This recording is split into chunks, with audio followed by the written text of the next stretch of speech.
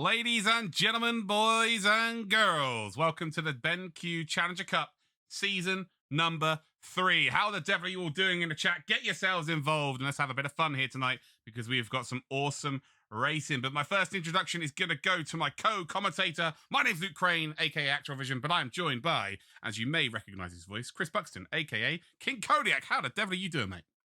Pleasure is all mine to be alongside the mighty Crane for this mighty event. If the qualifying races earlier were anything to go by, this should be spectacular.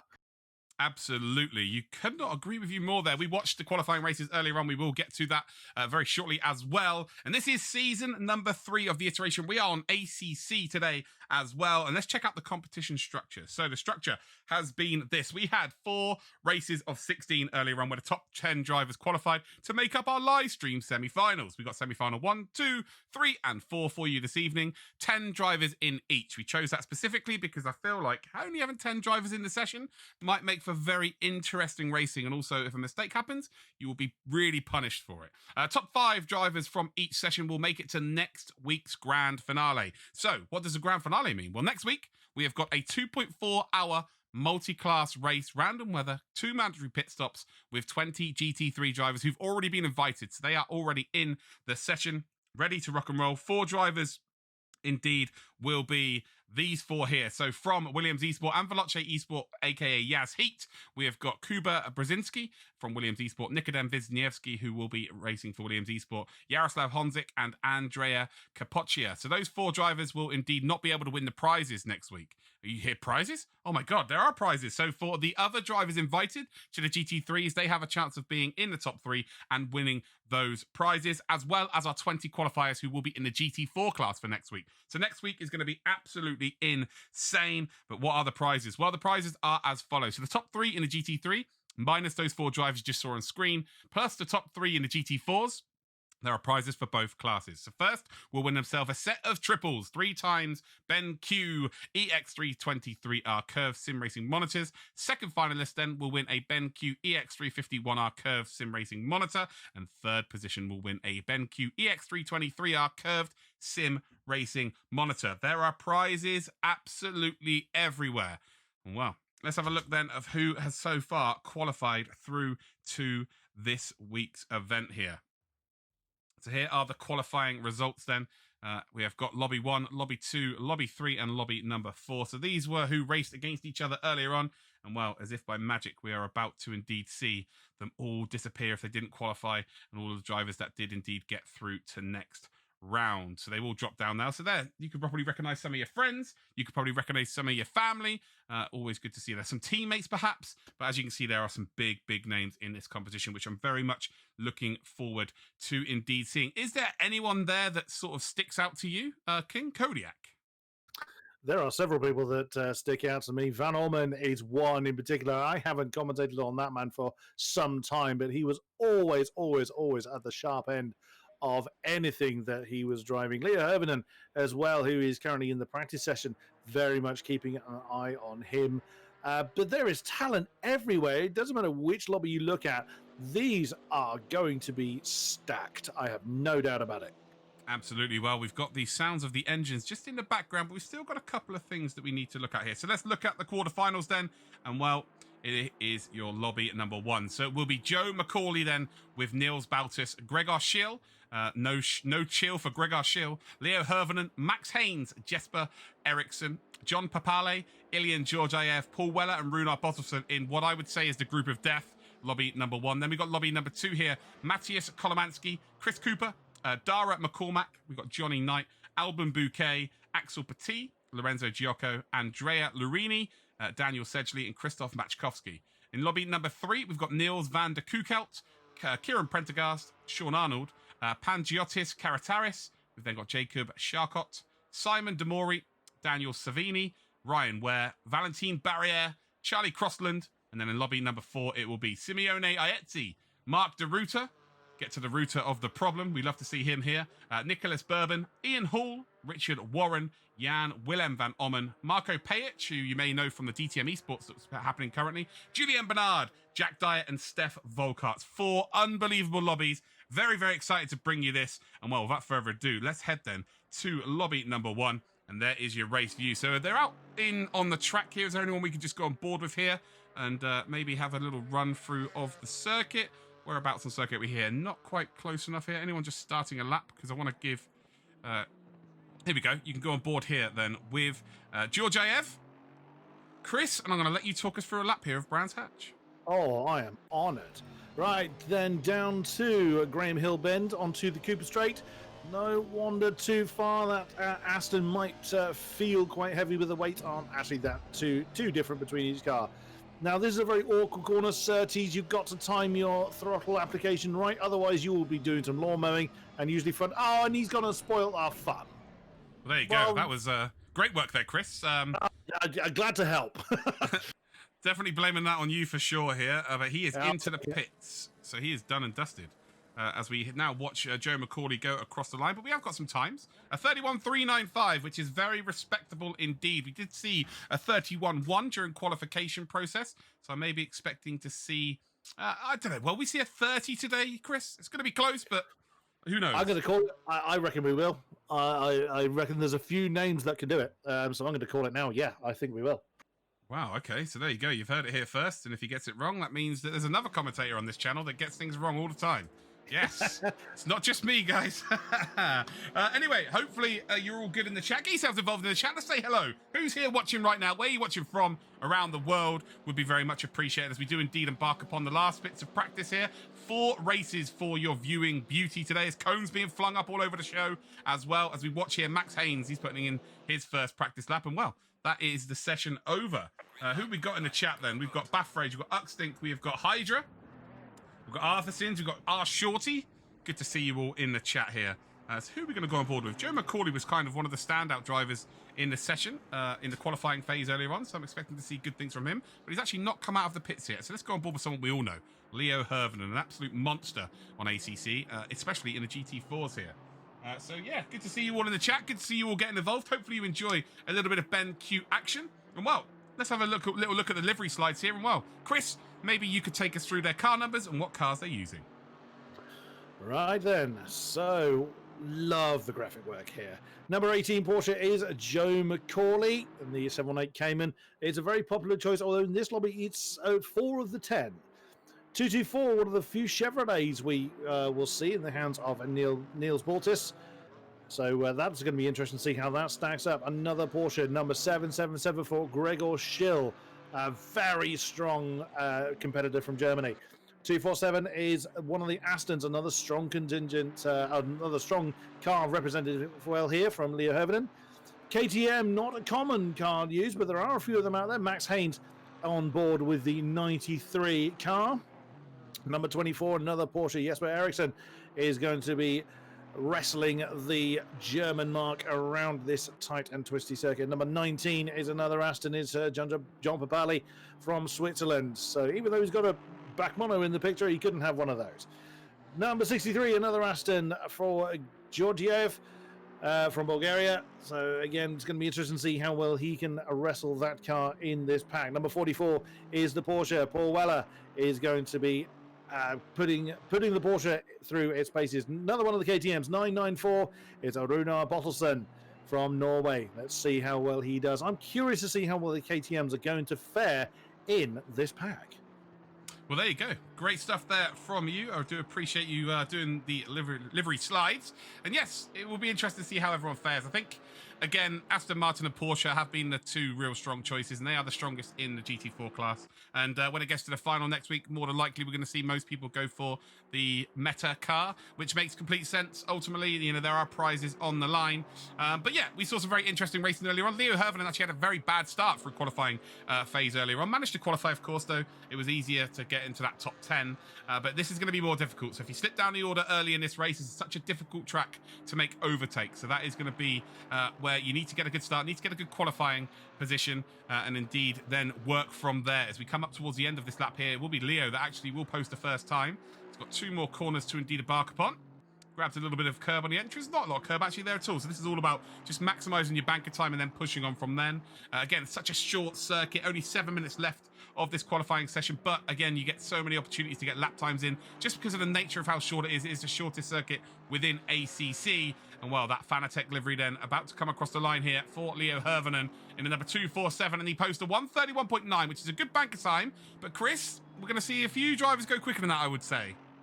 We already have seen one. Gregor Schill has put a 31.8 on the board. Another 31.9, so less than a tenth behind Leo Hirvonen is Jesper Eriksson. So, yeah, some 32s, 33s on the board. Yet to see a time from, I was just about to say from Bottlesome. He's just put a 33.3 on the board. Joe McCauley, interesting, yet to get a time on the board, although he's just about to cross the line. See what he can do in the Porsche. Similar coloured, actually, to Leo Hirvonen's car. What can the Scot do? And adds straight to the top of the tree with a 31.7, but there's definitely improvements to be found. Yes, he was very, very quick when the qualifying phases happened earlier on, so expecting him to go faster. And indeed, the track is at fast right now. The quicker... Sorry, it can only go up one more tick, which is optimum. So fast right now is going to be good for these drivers. They'll be pretty excited for that. But I am expecting to see at least a 31.4. But it's not like a normal qualifying session, Chris, where, you know, these drivers have 30. You know, sometimes they have an hour-long qualifying session for certain events they will do. You know, you've only got 10 minutes here, so it's very important to get that banker time in. But sometimes you just don't see those ultra lightning quick times that you expect to see in maybe a longer session. No, indeed, not every driver is suited to the really short qualifying sessions. Some people need just to build it up, lap on lap, rebuild the confidence. Even though these guys have practiced their cars, their setups, their braking points for hours on end, some people just need that rebuilding of confidence just to get into the rhythm of where they're going and what they need to do. As Leo Hirvonen has got a 31.1 on the board. Oh, that is getting close to that magic 130. So very well played in the Aston. So, wow, leaving 3 tenths between himself and Gregor Schill. A few people jumping back to the pits to get their car in the optimum position to then go out and do that Banzai lap. Some people do just get out and get on with it, and that is their natural style. But a number of people don't suit that particular setup well. So it's going to be interesting to see how they adapt to this format. I'm going to be honest here. Hirvonen's time's kind of overshadowed here. No chill Shill's time. He's just done a 31.491. 476 to go second, which is an unbelievable time. Jesper Eriksson just did a 31.4 as well. So he's on absolute lightning pace as well. Joe McCauley then, again, qualified fastest in his heat earlier on. Has done a 31.7. And under a little bit of pressure. Remember, only the top 5 will qualify from this. But there is a big gap now between sort of P4 down to P5, 6, 7, and 8. We're expecting them all to go a little bit quicker here, Chris, for sure. Definitely, yeah. And like you say, the pressure is really on for those that are risking falling outside of the top 5. I mean, anything can happen, though. We saw it in the qualifying races where they were really racing hard, even within the top 10 segment, the qualifying segment for the qualifying races. They were pushing hard within, even people that were 4th, 5th, and 6th were well within the qualifying range, were still pushing very, very hard. So some people just need to kind of calm the nerves, keep everything tempered, which is easy for us to say in the commentary box. A very different thing when you're out there, as I'm watching Joe McCauley's wander a bit too wide on Graham Hill, Ben. That's probably put an end to that particular lap. But, again, some people manage the pressure very, very well. Some people really revel in it and rise to the top, and others will crack. So, like I said before, some of these gaps are very, very close. So this should be very, very good indeed. You made a good point there. We did see some drivers racing really, really hard, even though they were comfortably within that top 10 position. But how I look at it is, if you can get one over on your competitors, because again, there is this round here, the semi-finals, they knew that there was going to be another round. When they're racing against them in the next round, the semi-finals, or even indeed next week in the finals, if you've been beaten by somebody, or, they've been able to overtake you where it's almost unbelievable how they've overtaken you, you kind of get one up on them. And it also plays on your mind when it gets to the latter stages of the competition. Absolutely does. The mental game is a lot stronger than those that maybe aren't too familiar with sim racing or sim racing at this kind of level. The mental game is very, very strong. If you just got that tiny edge, I've beaten you before, exactly as you just said, Luke, it absolutely does play on the mind. And similarly, if you know you were the one that made the mistake, it was or something happened at this particular corner that meant you lost P5 on a particular race, those sort of things do play on your mind. So it's going to be, again, another aspect that these drivers need to just keep under control. Yes, the race is very short, which means they're not having to battle for very long, but like you've already said, if they make that mistake, it's even harder to make it back. In a 2.5 hour race, you've got time to make that up. 15 minutes, you've got to get out there and get on with it. That's the good thing about this competition. We've tried to make the format so that they're tested in both aspects of racing in terms of endurance, and 2.4 hours, some would argue, is still not endurance, but for against a 15-minute race, it definitely is. So we're trying to test these drivers, to earn the prizes. They've got to show both ends of the spectrum here. Joe McCauley, then, he was 0.3 of a second up on his time previously, even with that mistake down at Graham Hill. It did invalidate his lap, but it just goes to show that he has got the pace. And I'll tell you what, he is now 0.5 a second up on his time as we head up towards the end of this qualifying session. So it's 0.6 of a second now, 2 corners to go. And this, well, not only could this push for the front row, but this could potentially be pole position. So Leo Hirvonen has put an unbelievable time in, a 1:31.176, fastest of the day so far. Not by a lot, but it is the fastest so far of the day. And I think we are about potentially to... Oh, no, he's just lost about 1/10 of a second on the exit there as he runs down in towards then across the line. And it is pole, and it's by a full 1/10 of a second in the end. So a 30's there for McCauley, but... Again, that mistake around the final corners cost him. But has it cost him much? Not at all. He is pole position. Yeah, and that's where the mental game's coming in. I got the pole. I am quicker than you. Even though you can argue that qualifying is a relatively inconsequential part of the game, you still want to be qualifying as best you can. You need to know that you put your best performance in there. If you think you've left time on the table, again, it will bug you. And it could tempt some drivers to push too hard. That was, again, something else we saw in the qualifying races where some drivers had made a mistake or had perhaps just fallen down to 11th through whatever reason and pushed too hard to get back up into that position, and then it was all done. It was all over at that point. So, yeah, that's a belter from Joe McCauley. What is Leo Hirvonen going to think about that? Well, it's definitely one up to Joe McCauley, but I'm talking about Paul Weller at this point now, because if he goes 0.3 quicker, which he is right now, he could put himself into those top 5 positions off the bat here. Across the line, he does. So P5 for Paul Weller from P9, and that's huge. Just starting in the qualifying positions is a huge advantage. Again, you're talking mentally here, Chris, for sure. Yeah, fair play to Paul Weller in the Porsche. So again, you mentioned earlier, Luke, that the Aston and the Porters are favoured, and the top 6 are indeed occupied by those 2 marks. The KTMs and the Chevrolet are struggling a little bit, but the race is where it counts. Some people just aren't good qualifiers. Some people just leave that little bit in the tank for the race itself. You are kind of opening yourself up to trouble if you start from the back, especially when everyone's banzaiing into Druids, the first heavy braking zone on this circuit.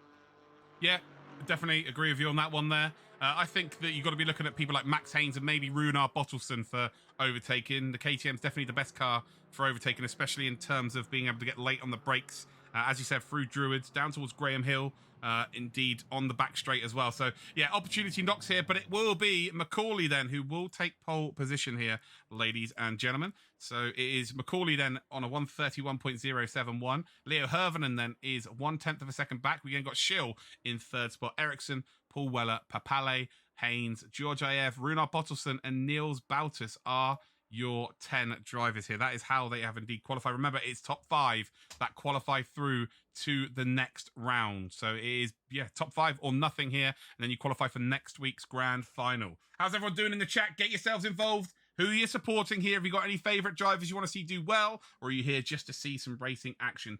Again, if you are in the chat and you can hear me, just say hello. Get yourselves involved. I'm happy to say hello back. We've got now a 2-minute break before we do indeed get into the racing action. We're on board then with Gregor Schill. We will go helicopter camera for the start of this race, of course. And again, only 10 drivers. We're used to big grids. We thought we'd do something a little bit different this time. Small grids for each round. And then next week it'll be a 40-car mammoth craziness with pretty much all of the best races in the world all on one circuit, which I know you're looking forward to particularly, Chris. Oh, hell yes. Absolutely. And interesting, I've just seen a comment from Leo Hirvonen congratulating Joe McCauley. And in his own words, not even a perfect lap for me would have been enough to beat that. Well, That's interesting. Leo kind of admitting that Joe had the one up. Now, is this gamemanship? Is he trying to lull Joe into a false sense of security? Tell you who I'm watching, though. I'm keeping an eye on Gregor Schill. I've seen how quick he can handle a GT4. So I'm not discounting him. I'm not discounting any of them, in fairness. But I'm going to go, if I was, gun to head, had to put money on someone, all respect to McCauley and Hervenen, but I've seen what Gregor Schill can do. I'm going to go with Treble 7.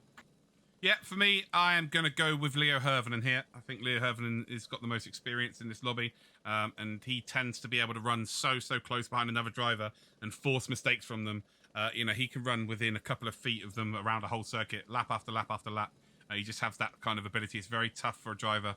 Even at the top level, it's very difficult for these drivers to be able to run that close behind another driver without making a mistake, without outbraking themselves here. But ultimately, this is motorsport as well, so anything can happen. We do have live stewarding as well, so shout out to Cooper Sport and Bath Race. They will be doing live stewarding during this race as well, so we will be indeed informed as to any penalties on our screen, and then we will be also sent via our Discord chats as to exactly what has happened. So that's good, and that will be the same for next week as well in the final. So yeah, great stuff here. We have got ourselves 26 seconds to go. The predictions are in. Everyone in the chat, who do you think is going to do well here? It's going to be a good one. Again, 10 drivers in each quarter-final or semi-final. And I tell you what, any one of those drivers could win these races. That is how close the field is as it stands. We're about ready to go. 10 seconds to go. They've got a very short formation as they come up towards the final corner, and then it is 15 minutes after the green lights. Exciting times ahead. Who's going to have the best whoop-de-whoop? Exactly. Yeah. We haven't even discussed the whoop-de-whops yet. We have not even discussed it. Who knows? Here we go then. We are off and ready to rock and roll. And big surprise to me is Nils Baltus down in 10th position. He has got a wealth of experience. He drives for Team VP Gaming. They are actually Project Cars world champions, current world champions. So yeah, expecting to see him do well in the race. His race pace will definitely be faster than his qualifying pace. We're on Helicam. We're about ready to rock and roll here. We're going on board with Leo Hervenen. And we are indeed going to see race number 1 then. It's the BenQ Challenger Cup, season number 3. It's the first semi-final before next week's final, and who are going to be the top 5? The green light is out, and I tell you what, it's a fantastic start here by Leo Hervenen as they come down in towards the camber turn number 1. Paddock Hill bend on the brakes very early then is that Aston Martin, and actually he was trying to go for a potential whoop-de-wop, but Gregor Schill is up the inside quicker than a ferret up a drain pipe then, up towards turn 2, and you can see there's a late dive up the inside there by, it looks like Paul Weller potentially, and there's no contact because they've all avoided them. So yeah, they moved out of the way. He's actually gained a couple of positions there due to that. As you see, Gregor Schill, it's Papale. So Papale's gone late on the brakes there, and again, that could have been really, really bad there, but everyone reacted to it. So he's gained a couple of positions there, and I would say, I'd say unfairly, but it's been made to look fair due to everyone's awareness. Yeah, that could have gone horribly wrong. I reckon he was too late on the brakes. But like you say, everyone else's spatial awareness and race awareness meant that they got out of the way, gave the necessary room, and Gregor Schill did briefly lose third position. He's now back ahead of the Aston Martin, but what a great scrap. And unsurprisingly, our top 2 of McCauley and Hervenen have begun to break away. The only reason I say unsurprising is because they were a clear 3/10 ahead of Gregor Schill. Whilst Gregor still gets my money on the longer run, we'll see if he's able to close that gap down with Papale all over his rear wing. Look how defensive Gregor Schill's having to go already. He's got literally the rest of the field to deal with wide behind him as McCauley and Hervenen just settled into a rhythm and run off into the distance. Again, Schill just immediately going to that defensive line coming down towards Clark. He is really feeling the pressure. Oh, Ericsson kicking up a bit of dust, a couple of cars back. But, there's no major losers in this. Brilliant start by our competitors. Yeah, great start here from all 10 drivers. Again, I'm sure the stewards will be looking at that, that's for sure. But as we are concerned, we just continue going here. Joe McCauley leads the way, Hervenen in second. Then we've got Schill in third, fourth position then for Papale. Ericsson in P5. So that is the golden tickets right now to next week's final. As it stands, I just showed you Nils Baltus. Baltus had actually gone from 10th up to 8th spot and then made a mistake, unfortunately, which has cost him a couple of positions. A bit of a mistake there from Schill on the exit of Paddock Hill Bend, but he's grabbed himself a couple of cars length as it stands. Let's check out the George IF battle. Let's go into Cock Cam.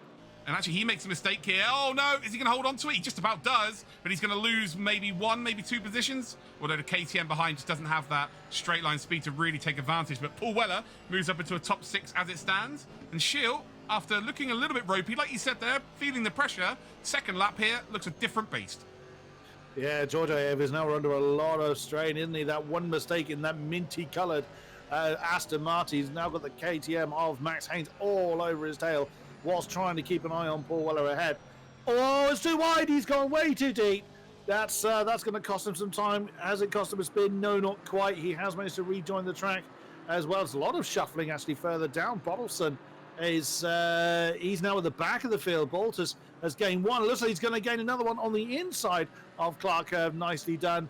So there's racing going on throughout the field, which is always good to see. The Aston of Georgiev trying to get the run on the inside of the Chevy. Is he going to do it? Ooh, that's going to be a bit tight. Always going side by side again. Paddock Hill Bend is very tricky at the best of times. That's Chance for Runar. Chance for Runar here. These two costing each other too much time. Runar may be able to chuck one up the inside here of Georgiev. And he's actually boxed in there by Nils Bautas. And there we go. Runar Bottleson up the inside in the KTM. Takes full advantage of those two playing silly buggers there in towards turn number 1. And position gain there. So Georgiev's gone from P6 down to P10 in the blink of an eye. And now he's got to be hoping for this group in front here, P4, P5, to start really battling for position. Weller is the same. Weller just in behind them. Now they're kind of needing these drivers to make mistakes with it being such a short format. Only 11 minutes to go. Let's go check out the leaders here. These are still close. This is what I was telling you about, Chris. He can run so close to another driver, and he forces them to be perfect every single lap. And that's hard to maintain, even over the short race distance. It's really difficult just to keep the focus on your own race, knowing full well that your mirrors are absolutely full of someone that is maintaining that pressure. Whether you believe they're slower than you or not, they're there. They're in the mirrors. They're reminding you of their presence. They maybe just jumping out of the slipstream at a time that you may not expect.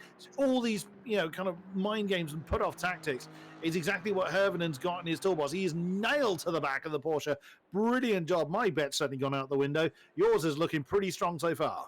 Yeah, absolutely. Well, Schill, poor Schill, he's just had no chance to really be able to do anything. He had so much pressure in lap 1. He's having to take defensive lines, thus losing maybe 3 seconds on lap number 1. And to be fair, he's just worried about getting a top 5 now. He's all good in P3 as it stands. But yeah, these two, Leo Hervenen, experienced racer at this point, he's not going to be looking to make the move. I would very much doubt, being in that top 5. But really, the bubble position, Jesper Eriksson, it's a catch-22 here. What do? You're P5, you're in a comfortable spot here. The guy behind you in Paul Weller is, second behind, but the car in front of you is not going as fast as you'd like to be going. You want that level of insurance as well by being in P4. It's one less position to be worried about.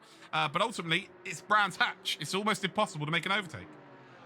I reckon Ericsson is going to want to put the pressure on Papale just to have that insurance policy in case he himself makes a mistake. But look how close he is to the back of John Papale. It's an Aston following Porsche as opposed to the top two, of course, being the other way around. But can he maintain that gap? Again, if he just misses a braking point, speaking of mistakes, as Paul Weller runs a little bit too wide coming out of, coming through Westfield and through Dingledale. So that's just going to give that necessary bit of breathing space to Ericsson. I think if Weller was able to keep that gap under a second, I reckon Ericsson would have had to have made the call and made the move. Now that Paul Weller's made that mistake, these two can just sit in, Ericsson can just sit in Papale's tyre tracks until the checkered flag falls. We'll see if that's still the case come checkered flag. Yeah, I think Jesper Eriksson has to make the move here. He's being held up for sure. As he come through turn number 1, running off onto the curb as both drivers here. Schill's in a very comfortable spot here, and you can see that indeed Ericsson is just opening up that corner a little bit better than Papale, who's currently in P4. And Weller, again, if these two make one small mistake, Weller is in absolute gold territory. That ticket could be punched. But right now, as it stands, these two are doing a good enough job. Again, we're waiting for potential steward's inquiry on turn 2. As to what might have happened there. But again, we can't look at the replay at this point now, but I'm sure that we will get news on that there. But as it stands, it's all clear. This is a battle for position. Joe McCauley still leads here. Half a second now ahead of Hervenen, or Hervenen's just taken another 10th out of him. So the gap's the biggest has been all race, to be fair, 4/10. Again, it doesn't seem too much here from the commentary booth, but I can tell you right now, that is a huge margin considering how good those two drivers are and considering what cars we are in and what circuit we're at. We've then got Schill in 3rd position, and then it's these two. Papale versus Ericsson. These two are both going to qualify as it stands, and actually Weller's dropping back here. Max Haynes then in that KTM. KTM, again, being one of those cars that I would favour to be a good overtaking car around a circuit such as this. Can't take my eyes off this, though, Chris. This is very, very close indeed, and I think Jesper may have to make a move at some point. We'll see. My gut reaction is he's not trying to make the move. He's not diving for the inside. He's just staying exactly where Papali is going. So he's just doing what he needs to do. He's not trying to force the move. He's not trying to force a mistake. He's just staying right in that slipstream. However, it all depends on what Mr. Weller and the 44 car does. If he can close in that gap, then Ericsson is going to try and make the move. He's got enough pace and probably some in reserve to be able to stay with Papali. And I would imagine Papali has probably got the idea that he's just going to sit there. They know what they're aiming to do. They know where their targets are. And again, they're just doing what they need to do. But just, again, a blink of an eye can completely change it. But again, like you said, Luke, don't discount Max Haynes. If he can get that KTM past Paul Weller and close in, although they are running out of time, they're over halfway now, Max Haynes could still upset the milk cart somewhat. So again, we will see. As Hervenen, I wonder whether he's backed off a little bit. I wouldn't say backed off a little bit. They're still setting sort of personal best lap times up front, despite the fighting they're doing. 31.4 was Hervenen's personal best, the lap he just did. And, he's less than a 10th behind the Joe McCauley's fastest lap so far. So despite the fact that they are still, fighting each other for space, they're still setting blinding lap times. That's the sign of what separates the good from the great. Yeah, 31.3 for Joe McCauley on the previous lap there, and his quickest lap is only 200ths quicker, so his consistency is incredible. And then we've got Herven, who's done a 31.5 on the previous lap, and his best lap is a 31.4. So their consistency is absolutely unbelievable here, and unrivaled actually from everybody else. Everyone else on the previous lap were in the 32s. So those two are in a bit of a world of their own right now, and quite comfortably going to be booking their ticket to next week's grand final. But it's all about who finishes in 5th position as it stands. It looks like Weller has really dropped off the pace here now, and there's another mistake from him. Runs wide down Graham Hill, and Max Haynes. Has Max Haynes got an opportunity? Say this car's very good through corners as the KTM, but it just lacks some straight line speed. And ultimately, Paul Weller is going to get away with that one there. And it just looks like it might be a little bit too much here, a little bit too late. With 5 minutes left on the clock for race number 1 for them two. And again, Jesper now, the more that these two drop back, the less really he has to think about making an overtake. And he should be all good. Let's go check out the back of the pack here. And everyone's really is still in quite good contact with everybody. George Ayev, though, running off circuit there once again. Runar Bottleson then just in P9. He's in behind Nils Bouters. Bouters moves up from 10th on the grid to 8th position. Max Haynes then, as we've just seen, if anything, he's just dropped off the back of Paul Weller. Weller then is in 6th position. So really the battle we want to be watching is this one here. And the only ones who can really end their chances of going through to the final are these two drivers themselves. Pretty much, yeah. And now there's a tiny bit of breathing space in between Papali and Ericsson. 7/10, as much as they've had all race long. Of course, that fluctuates as they come through the braking zones. But again, I reckon that's because Ericsson can see he's got 2.5 seconds behind him at least. He doesn't need to be that close. He doesn't need to be ready to strike on John Papali. So he's now just backed off to make sure he doesn't snatch the brake and make sure he doesn't lock up and just pile into the back of the Aston, because then the whole game changes. I wouldn't be surprised if the field kind of just settles for where they are now with so little time left. Maybe we might see a battle between Balterson and Bottleson for perhaps a bit of pride. But we'll say I don't think we're going to see any major changes now. But what do I know? We could see someone backwards and upside down for all I know in the next few minutes. Yeah, that's motorsport. It can indeed change on the flip of a dime, that's for sure. But yeah, looks pretty procession right now. 3 minutes, 20 seconds left to go here of race number 1. Remember, we've still got 3 more races to go. What they're trying to do is they're trying to book their final position for next week's 2.4-hour multi-class race. And, well, that's going to be a very, very exciting one because we've indeed got 20 drivers in GT4s and then 20 drivers in the GT3s. And it looks like that's going to be magnificent. it is going to be good, Chris. It's going to be absolutely amazing. I'm very much looking forward to it. Again, we will be adding a few different things towards that. We'll have some random weather for a start, which, if you know ACR settings, that could be absolutely anything and everything and everything in between. But also, we do indeed have the 2 mandatory pit stops that will be happening and the multi-class as well. But as we come up then towards the start-finish line here with 2 minutes 30 seconds to go, and Jesper Eriksson, I think, maybe having a little nibble here, trying to give us a bit of indeed camera time. Remember last time in the BenQ Challenger Cup on Race Room, he just spent the whole session flashing his lights. Big mistake there by Papale as they come up then towards turn 2, and Papale's just about got away with that. And Jesper Eriksson's one of those drivers just likes to give a show. Yeah, they can't afford to do that too much because that 3-second gap back to Paul Weller could disappear in the blink of an eye. So they need to be careful doing the showmanship. But they are still racing. That racer instinct is still there. You still want to do the one-upmanship as we were talking about earlier. You still want to get past people. They just got to be sensible with the moves they're doing and the amount of time left at the moment. But we'll see. Can they keep that instinct under control? The background there, Weller and Haynes. I think Max has probably just not quite got the pace. Oh, wow, Eriksson. I'm not sure whether that was John Papale that was a little cautious coming through Westfield there, or whether that was Eriksson gone a little deeper. They very nearly came together. That, again, could have completely changed the whole face of this race. But, they need to be careful. Yeah, Papale there looks like he's really on the edge of his tyres at this point. It's really, really struggling for traction. And, well, Jesper Eriksson is going to try and take full advantage. And there's another mistake by Papale. And you can see that Jesper Eriksson then is going to pull up towards the inside. So, yeah, Papale is giving him the inside line up towards the final corner here. And Papale was not going to give him the room to make a move up the inside, that's for sure. As they come across the line, we're on to the final lap of today's race. And, well, it is looking very much likely that these two may just stay in this position. Jesper Eriksson's giving it a go. And unless there's a mistake, which we've seen a couple of them from Papale, I don't think it's really worth his time to make himself an opportunity here. Weller, by the way, is now closing up. So it was 1.7 seconds, but as they come through turn 2, I think he's a little bit closer than that now. So he'll be hoping that they do have a little bit of a duke out here on the final lap. Doesn't look like that will be the case. Hervenen, by the way, has dropped now 1.2 seconds behind our race leader. So Macaulay, Hervenen, and Schill are all safely through unless they make a big, big error. And it all goes down then to P4, P5, and potentially P6. Jesper Eriksson there makes a little bit of an error himself. Runs a little bit wide. Onto the back straight we come. And, it looks pretty much procession at this point.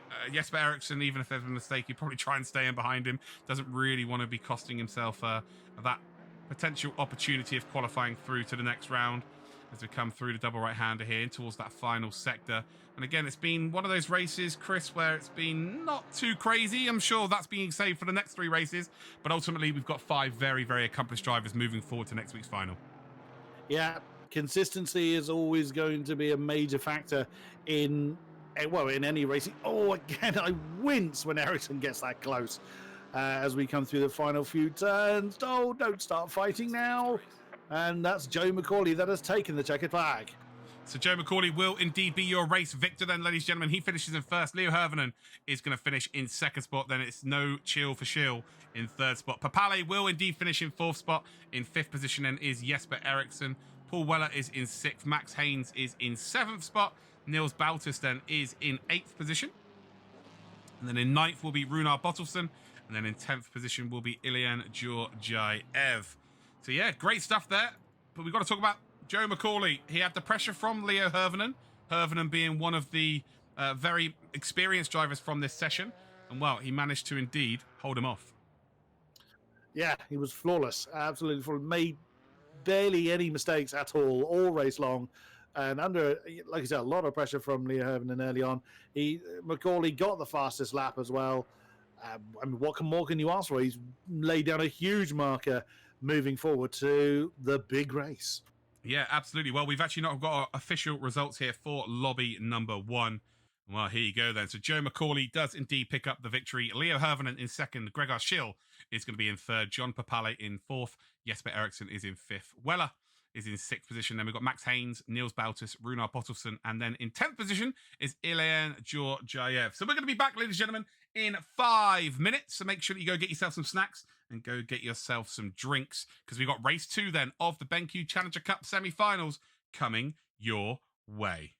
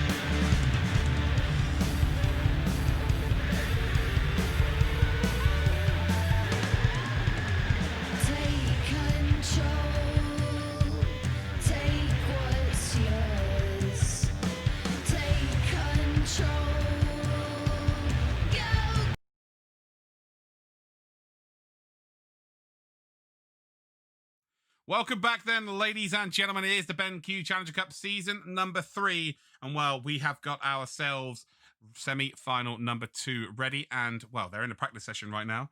So let's have a little look-see at them on circuit. And yes, we've got 9 drivers so far out of the possible 10. There should be all 10. They've already raced once today. And well, I am joined again by Mr. Buxton, Mr. Kodiak. How you doing, bud? Oh, all good. Really stoked after that first round and really looking forward to doing it all over again.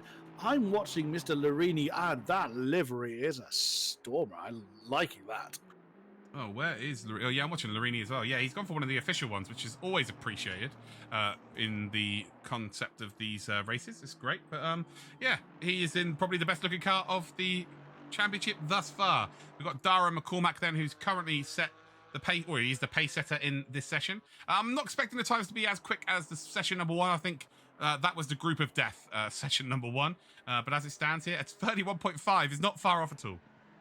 No, it's not. But yeah, like you say, the benchmark was very much set by Joe McCauley very early on. Also seeing we've got a BMW and a Merc in this field of almost all Astons. 2 Porsches.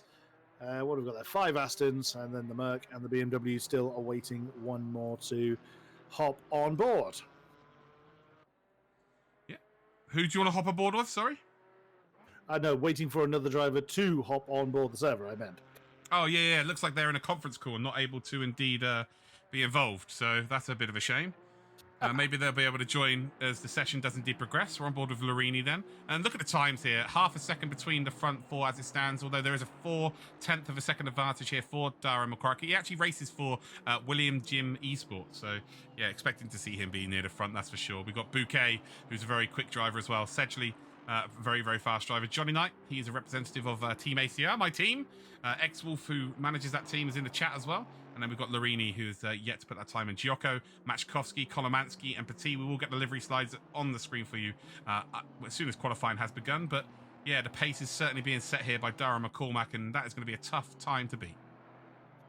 Yeah, it is. And once again, it's the Porsche that's showing its true colours coming around. He's a couple of tenths down, so he's not going to be beating that one this time. But this is only free practice, so we'll see if anybody is holding anything back. Dan Sedgley, so a few tenths off. We haven't seen times from several of our drivers. Our snakeskin Mercedes of Larini, the Italian, has yet to get a time on the board, just coming around Clark Curve. Will he get a time this time around? Oh, that Merc looked a little bit shaky coming around that turn. Does he get a time? Answer is he does, a 34.9. I think there's more to be found than that, in fairness. But again, this is not an easy track. It might seem fairly simple. I mean, there is a flow to it, but there are some really tricky turns. Paddock Hill Bend, off camber, almost blind apex as well. It's really, really challenging. Hawthorne turn 5, that's you're very tempted to take that faster than you've got traction for, so you'll be sailing off into the dust. Again, final turn, Clark Curve, is also very tempted to take too quick, to try and push that a little bit too hard, and you just lose all the time. There's not all that many big straights. There's some straights, and the GT4s will enjoy the straights more than the GT3s will. But there's several real hotspots in this track that can really upset someone's lap. Yes, it's one of those circuits where you just cannot take your mind off of it. I know that's pretty silly to say, you know, every circuit you really need to be thinking 100%. But there's certain circuits where you have that long straight where you can just, again, forget what you're doing and you don't really lose much time, or you don't indeed make a mistake. But around here, it's just corner after corner after corner. It's pressure after pressure after pressure. And also, we've gone through a qualifying phase here as well where, we've got the 10 fastest drivers from each session. So none of these drivers now are, of the slower ilk, I would say. They're not of the amateur ilk anymore, which, again, this is one of those competitions where anybody can come and have a go. So it's a perfect scenario for everybody with a knockout format. But now, they know they've got to get their best lap times in. Otherwise, they will be hung out to dry. Yeah, and we've seen how that pressure can manifest itself in race number 1. Are we going to say we didn't have a major incident, although it was close, in Druids in lap 1? Will we see it this time? I don't know. Hopefully not. That wouldn't be ideal if we did have a incident there. Again, we've had the stewards actually report back, and it turns out that it was a mistake from Papale, but the drivers on the outside actually both understeered, so they weren't avoiding action at all. So they was checking steering inputs and all sorts there, and I was shocked to hear that myself. So it did look like they were both trying to avoid him coming up the inside. But again, got to trust in the stewards, that's for sure. But ultimately, no one died. That's the main thing. Everyone's still alive in that race, and they all had an ample opportunity to still indeed qualify. And I think anyone who was involved actually still managed to get into that top 5. So it's all good. Indeed. Is the qualifying session now underway? Several people very quick to get back out there. McCluskey's gone out there, BK, McCormack. Few setup changes going on, which is absolutely fine. And now we're seeing the field come back out on circuit. Of course, we didn't see the Merc or the BMW in the first race, so I'd be curious to see, oh goodness, how that's going to get on, as McCluskey nearly runs into the back of BK's BMW. He's quite keen to get out there and get on with it. Steady, it is only qualifying at this point, but it's sometimes easy to forget that. You're just that eager to get out there and get on with it. Sometimes the racing instinct kicks in as the 194 BMW to say, nah, you know what, if you're in that much of a hurry, be my guest. On you go. So best fair thing enough. to do. Yeah, definitely.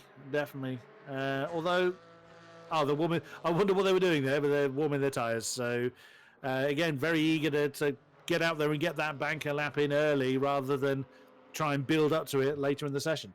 Yeah, I don't know what the difference between 20 seconds makes. Of course, you never know until the end of the session, really, whether you just about crossed the line or not. But yeah, eager beavers there for sure. We saw it in the qualifying phase earlier on as well, where certain drivers were waiting to find themselves a nice little gap here around this part of the circuit, and other drivers were taking advantage of that and just driving past them. So yeah, you see this in all forms of motorsport where people get cross wires, and for sure we're going to see it here in the BenQ Challenger Cup. Those cones are still alive there on the inside of the final corner, which is good to see. That won't last for long though, that's for sure. But let's get some livery slides on the screen then, and where you can see who is driving in what car. Number 96 is being piloted by Mateusz Kolomanski, the Aston Martin. The vast majority of this particular session there is the next one, number 47, Chris Cooper, the Brit, having a go in the British mark. A14 is the Porsche Cayman, piloted by Dara McCormack, Irish contender, one of only 2 Porsches in this field. Number 16, next Aston is Johnny Knight, a little bit bigger than the item that he is pictured in racing there. There's the BMWs, 194 of Alban Bouquet, our Frenchman. So it's going to be interesting to see how well he can get that BMW represented. Number 806, the next Aston is Axel Petit, and the next of the French representation. We'll see how well he can do in that one. Number 7, the next Aston in the list is Lorenzo Giotto. Knew I get that wrong. Giotto, our German representative. There's the Mercedes of Andrea Larini. Number 2. So I'm very curious to see how the sneaks in Mercedes will fare. Number 29 is a Daniel Sedgley in the Aston Martin. So staying very British for him. Number 11, the next Porsche, is Krzysztof Makowski. So it will be very interesting to see how he does in that one. Yeah, Machkowski, who actually races in our Pro Series here at ATR. Yeah, be interesting to see how well he does today. For me, Dara McCormack showed his potential in practice. I think he's the one to watch out for sure. Machkowski will definitely be another one. Bouquet will be another one as they all cross the line here. Dan Sedgley, he could be a potential driver to spoil everybody else's day. Johnny Knight, well, he's someone that if it goes well, it goes very well. If it goes wrong, it goes very, very wrong indeed. So, yeah, hopefully it goes very, very well for him, that's for sure. We've then got Larini, who's just put a time in. Axel Petit, expecting to see him right at the front of the grid. One of the very best in the world is Axel Petit, but hasn't really shown his true form, I would say, over the last sessions. And as you can see there, how tight the pit exit is here. There's Dara McCormack there. Unfortunately, may have cost someone a couple of tenths of a second as he comes out here in qualifying. You've got the BMW in behind him of Alban Bouquet, and Bouquet may have been held up there as well. So again, it's Brands Hatch. It's a tough circuit, and those sort of things happen all the time. Yeah, even in a smaller grid, it's still very easy to trip over someone. You're concentrating on what you're doing and where you need to be, and you can just take your eye off the ball and wander into the wrong place at the wrong time. Lorenzo Giocco is the only one not to get a time on the board as yet. So we'll see if he's, well, he'll be able to improve on that, but we'll see by what degree. Darren McCormack set his time and then went off into the sandpit on the outside of Graham Hill Bend. So he's been back to the pits. So hopefully we'll see an improvement on that 31.6. Still a very impressive time. So we'll see how he's able to do. As he's just jumping out of the way of the BMW of Alexis Bouquet. Oh, steady with the... They still need to be careful with the track limits. That looked quite a lot of curb being taken at by the BMW. That's at Sheen. We'll see if he's able to continue to press on and set another lap time as Kolomansky jumps up to 6th position in the Aston with, I beg your pardon, there's 3rd position for McCloskey, 1:31.8. Axel Petit just got up to 2nd. He has indeed less than a 10th behind McCormack, 31.689. Times maybe not as fast as the first session, the first semi-final, but they are still in the 31s here, so it should make for a very, very exciting race here. Dara McCormack, who is in the number 814, and then we've got the number 996 in of Axel Petit. But it is Porsche Aston, the two stronger cars we'd say around this circuit. Whether they choose those cars or not later on will remain to be seen. Of course, today, I say of course, you guys at home may not know this, but they were told they had to use the same car for the qualifying phase and the semi-finals, but they will get free choice of a different car for next week. So they will indeed get to choose a different car for the Silverstone 2.4 hour. How are we all doing in the chat then? Let's get some involvement in the chat. Who are you here to support? Who's your favourite driver? Again, maybe you're just here just to see the event. Who knows? But yeah, get yourselves involved, guys. Happy to say hello. Happy to answer any questions you may have. But with 3 minutes 30 seconds to go, it looks like it's going to be Darren McCormack who will take the spoils, unless Axel Petit can improve. Johnny Knight's 3/10 up. Darren McCormack is actually a further 2/10 up on his time right now. And he's nearly at the end of his lap time, although he's just made a mistake there. He has. So Johnny no one's Knight up on their has time. matched Axel Petit's time to the thousandth. Both of them have got a 31.689 on the board. Wow, that's absolutely brilliant. Well done. And McCloskey and Sedgley are only 9 thousandths apart. So the top half of this field, you couldn't get much closer than that. Yeah, 0.2 of a second separating the top 5 here again. Top 5 will qualify for next week's final. Bouquet is the one that's just outside of that position right now. Giocco has got a lot of practice from starting near the back of the grid. So in our GT4 World Tour Series, we have the top 5 in a championship have to start from the back of the grid in race 2 each week. And he's usually around the top 5. So he's used to being up there or thereabouts within, coming through the pack. So should be interesting for him. Kolomansky only in P8. That's a real shock here. And Larini a little bit off the pace. So who's going to be able to get themselves up within that top 5 who are currently outside the top 5? It's going to be tough. But again, anyone from anywhere, you've got to be hoping there's no incidents that cause that to happen. But potentially with 0.2 of a second separating the top 5, they've got to come to blows at some point. Yeah, absolutely. I'm just really fascinated by that top 5. It's so close. But there's still times to be found, I'd have thought. Where is Alexis Bouquet in the BMW? You're coming down towards Sterling's Bend. He's got some time in hand. He's 3/10 up or so. Could be more than that, 4/10 up. So that's really gonna put him in the mixture. This could be a run here for potential, not only front row of the grid here, but this, if he can nail the final corner, could be pole position. I don't think he's quite going to gain enough for pole. Is it going to be enough for a top 3? It might only be 4th, and it is going to be only 4th for now. 0.2 of a second separating those top 6. Giocco now is the one that's a little bit off the mark here, 4/10 behind everybody as it stands. Although it's been an improvement here, yes it has, and it's beat by McCormack. It's now a 1:31.398 is your best time, but it's still not finished here yet because Matchkowski is 0.2 up here. He could improve potentially for a front row start on the grid. Matchkowski across the line in the Porsche. Where's he going to end up? It is 2nd spot, 1/10 of a pole position, and I'll tell you what, it's not over there as well because Dan Sedgley was a 1/10 of a second up here. If he can nail the middle sector and the final sector, we might see him improve as well. My goodness me, they are not letting anything go. But yeah, Larini is struggling. He's 2 seconds off the pace now in the Mercedes. So it's going to be a shame if he can't find that extra time. Johnny Knight just was in the positive delta very briefly coming out of Druid, so there may yet be more time to find. From the 16 Aston Martin, only 0.03 of a second behind Alexis Petit. Just over a tenth of a second between Mikowski, who's in second position behind that mighty lap from Dara McCormack. It is not done. Don't look away. Don't assume it's finished yet, because there is still battles to be had. P5, Dan Sedgley up to P5. So it's all ever changing here, and he will get one more opportunity of a lap time here. And again, just find 0.3 of a second. I say just find 0.3 of a second. That's putting you in the 30, 0 territory, or 30.9 territory, which is something we have not seen yet. Kolomansky, by the way, who's 1.3 seconds off the pace. He's found a couple of tenths here as well, although he's just lost it around the final second to last corner. So actually, he's not going to improve here. But it's now, you find a couple of tenths. If your name's Axel Petit, Johnny Knight, you find a couple of tenths here and you get yourself onto that front row of the grid. That's the third driver we've seen set a 31.689. Dan Sedgley, Johnny Knight, and Axel Petit were the three that did it. Axel has improved. Johnny Knight is back in the pit. Dan Sedgley has found another tenth from somewhere, so he can still 2 tenths. Yeah, so he could be knocking on the door of the front row.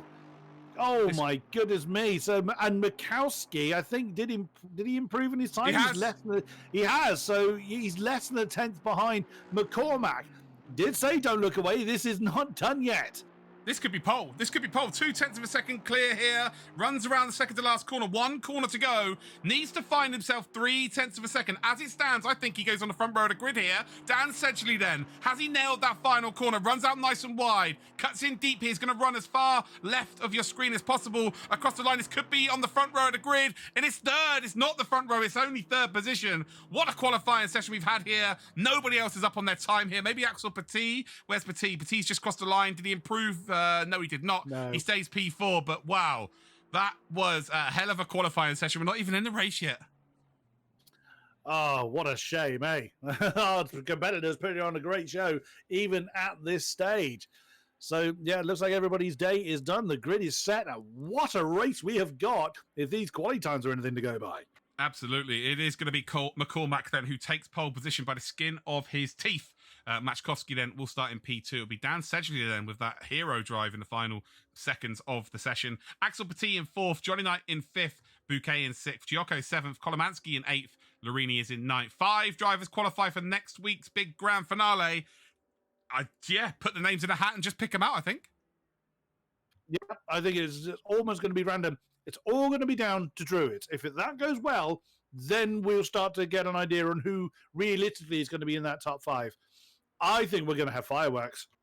Yeah, I absolutely agree with that there. Turn 1, turn 2, even Graham Hill Bennett. I think we're going to see some 2x2 all the way up towards sort of turn 4 on that back straight underneath the bridge. So we'll see. We'll see what happens here. Let's get some livery slides on so you can pick your favourite car and indeed your favourite driver, ladies and gentlemen. So Kolomansky then from Poland is in the number 96 Aston Martin. So if you're a Polish fan, get yourself some support in the chat. Cooper, who wasn't able to make it unfortunately due to work, he is in the Aston Martin at number 47. Next driver then is Dara McCormack. He will start pole position in that Porsche at number 814. 4th driver then will be Johnny Knight. He will start 5th position. He's in the number 16 in the Aston Martin. So he starts on the position just ahead of the bubble, just ahead of here, Albon Bouquet, who starts P6. He's in the number 194 BMW. And well, can he get that BMW into the top 5 early in this race? Axel Petit then from France. He starts in P4 in the Aston Martin number 806. And again, anyone from the top 5, 6 drivers, their times were worthy of a pole position. So anyone from 6 could go through really here. Lorenzo Giocco from Germany in the Aston Martin number 7 will be your next driver. And then we've got Andrea Lorini from Italy, who's in the AMG, the sole AMG on the grid in the number 2. Daniel Sedgley then with a hero lap at the end as well. Everyone had a hero lap at the end by the sounds of things. In the Aston Martin number 29 with that horrendous profile picture. Krzysztof Machkowski then from Poland. Another Polish driver. 2 Polish representatives here in this race in the Porsche number 11. So here we go. Let's get the helicopter cam up. Love a bit of helicam. 9 drivers then. 5 will advance to next week's grand final. 2.4 hours of Silverstone next week. Round the weather, mandatory pit stops, multi-class racing action. They will join our GT3 class, which is a pro class of drivers. They've all been invited already into this. It's going to make for a very, very interesting week as well. Excited for it. Cannot wait. It's going to be an absolute barnstormer as we have indeed got ourselves 20 seconds to go. Any final prayers here, Chris? Well, too late for that now. We'll see how well our guys do. I think McCormack's got it in him to fend this off. So, you know, if I was going to put my money somewhere, it'd be difficult not to bet on the Irishman. Yeah, I think I would go as far to say that. Do you know what? I'm going to go right out the box here, and I'm going to say that there's going to be a little bit of tomfoolery, and I think that either Axel Petit or Johnny Knight's going to come through here for the victory. Oh, nice. I've thrown it out there. I just think it's going to be a very, very interesting. I have no doubt about that, and really looking forward to this as they make their way towards the line. It'll be McCormack that'll get the hammer down to begin the race, but who is going to come out on top when we get to the end of lap 1? Here we go. It's going to be very, very interesting indeed. Looks like we've got Brembo in the chat. How you doing, Brembo? Say, not used to seeing you in stream chats. Normally just see you on Twitter like an old man shouting at a cloud. Good to see you though, bud. Hopefully all is well. Here we go then. We're about to cross the line here for race number 2, semi-final number 2 of 4. Top 5 go through to next week's final, and we are green light racing. It is Dara McCormack then down towards turn number 1. Machkowski then closes the door then on, it looks like Dan Sedgley. So Sedgley is actually going to get absolutely swamped here, as it looks like Axel Petit maybe trying to go round the outside, potentially through turn 2. He's going to get the move done momentarily, and he will have the inside line then down towards Graham Hill, but it doesn't matter. He's already got it done. Runs onto the curb, and wow, good job there by Axel Petit. And Johnny Knight then is actually stuck now in between Bouquet and indeed Sedgley. So Sedgley has dropped down a position. Look at Johnny Knight though. Johnny Knight up towards turn 4. Is he going to be close enough? No, he's not. He's got to be careful of Albon Bouquet. And what a clean start it's been here from our drivers in semi-final number 2. And the only one that's really lost out here is Dan Sedgley. Very well played from everybody. Yeah, Dan says he did lose out a little bit, but certainly nothing he can't overcome. But that was brilliantly driven from Petit, side by side, through Druids Bend and through Graham Hill Bend to make sure he hung on to that third spot. And he is not wasting any time. Right on the Porsche's case now. He's less than a tenth behind Machkowski. So how mistake by Albon. Sorry there, Chris. Mistake by Albon. And he tried to make an overtake here on Johnny Knight, and well, it looked like, yes, Albon Bouquet makes a mistake. Gioco was side by side with him, and then Albon had to go very aggressively in the old defence here. And Johnny Knight was the one who made the mistake, really checked up the whole field. As it stands, though, and again, yeah, just about Johnny Knight holding on here. There's the cones, they're gone. See you later. There's one that's never going to stop flying. That's gone forever. But yeah, you're right. At the front end, it's hit very, very close indeed. McCormack then not being able to drive away from the other two drivers here. Let's get a helicam there. I just realised what that buzzing was in my head. It almost has to be thinking. Christoph Machkowski then in P2. Axel Petit is in P3. So very, very close at the front here. Sedgley, even though he's made that mistake, he's in a very good position now because the front 4 have got a little bit of a breakaway. They're in a comfortable spot here, but it's Johnny Knight. Johnny Knight right now. It's got a lot of pressure in behind him. Let's check out the front 3. And well, now, sorry, Chris, after indeed interrupting you, let's talk about the front 3. It is indeed McCormack, Dara McCormack, who qualified on pole, Machkowski and Petit, who's made his way forward here. And Petit, again, he's already made one overtake this race, and he'll probably be looking for more. Dan Sedgley, again, is not wasting any time. He's getting himself away from that second pack of 4 and getting involved right behind Alexis Petit. Now, whether they'll just sit there and follow suit until the checkered flag falls, we will see. I've got a feeling they won't. I think they're going to start challenging for positions within that block of 4. Johnny Knight, that has got to be the worst driving seat in the world right now. On the bubble and being tailed by Bouquet, Gioco and Kolomansky. Oh my goodness me. Pressure much? Yeah, definitely. He will be going 50p, 5p at this point, and there's a mistake from him there. If you understand the reference of 50p, 5p, then you understand the reference. Not going to explain that one live. Bouquet then in 6th, just in behind him, and they are forcing the pressure on right now. Can Johnny Knight keep his composure? It's all about reaching next week's final. Anything can happen next week in a 2.4-hour race with crazy weather. Strategy is going to be a huge factor. Not only that, you know, of course, your driving ability as well, but it's all about just booking your place there. Albon Bouquet in that M4 looks so super racy here. It looks like that McCormack's been able to drive away here from Machkowski. Petit, Sedgley, and have now all closed up ever so slightly. And look at this, just getting crossed up there a little bit on the exit of turn 2. Bit too much power there from Johnny Knight, and yeah, you're talking about pressure. This is the epitome of it. Runs a little bit far too wide there. And yeah, Johnny Knight He has definitely got a brown stain in his seat, that's for sure. And the longer this goes, that stain's going to get bigger and bigger and bigger. Yeah, Kolomansky's made a mistake. He's now fallen to the back of the field, unfortunately, behind Andrea Larini. Looks like McCormack's got himself a little bit of breathing space, not a lot, but enough so that he doesn't have to immediately think about defending. But just as I say that, he wanders a little bit too wide off on the end of Westfield. Oh, it looked like he was going to wander too wide again, but manages to keep it on the black stuff. But again, all it takes is one mistake, and it doesn't have to be your mistake. It could be one from somebody else for that whole field to completely shuffle around. Yeah, but sadly, Larini and Kolomansky, it is not their day. Sometimes that just happens. You can put all the practice in the world, and for whatever reason, just luck is not in your favour. No, absolutely not. So Kolomansky's, again, going to feel like he has the pace to be repping with the front guys.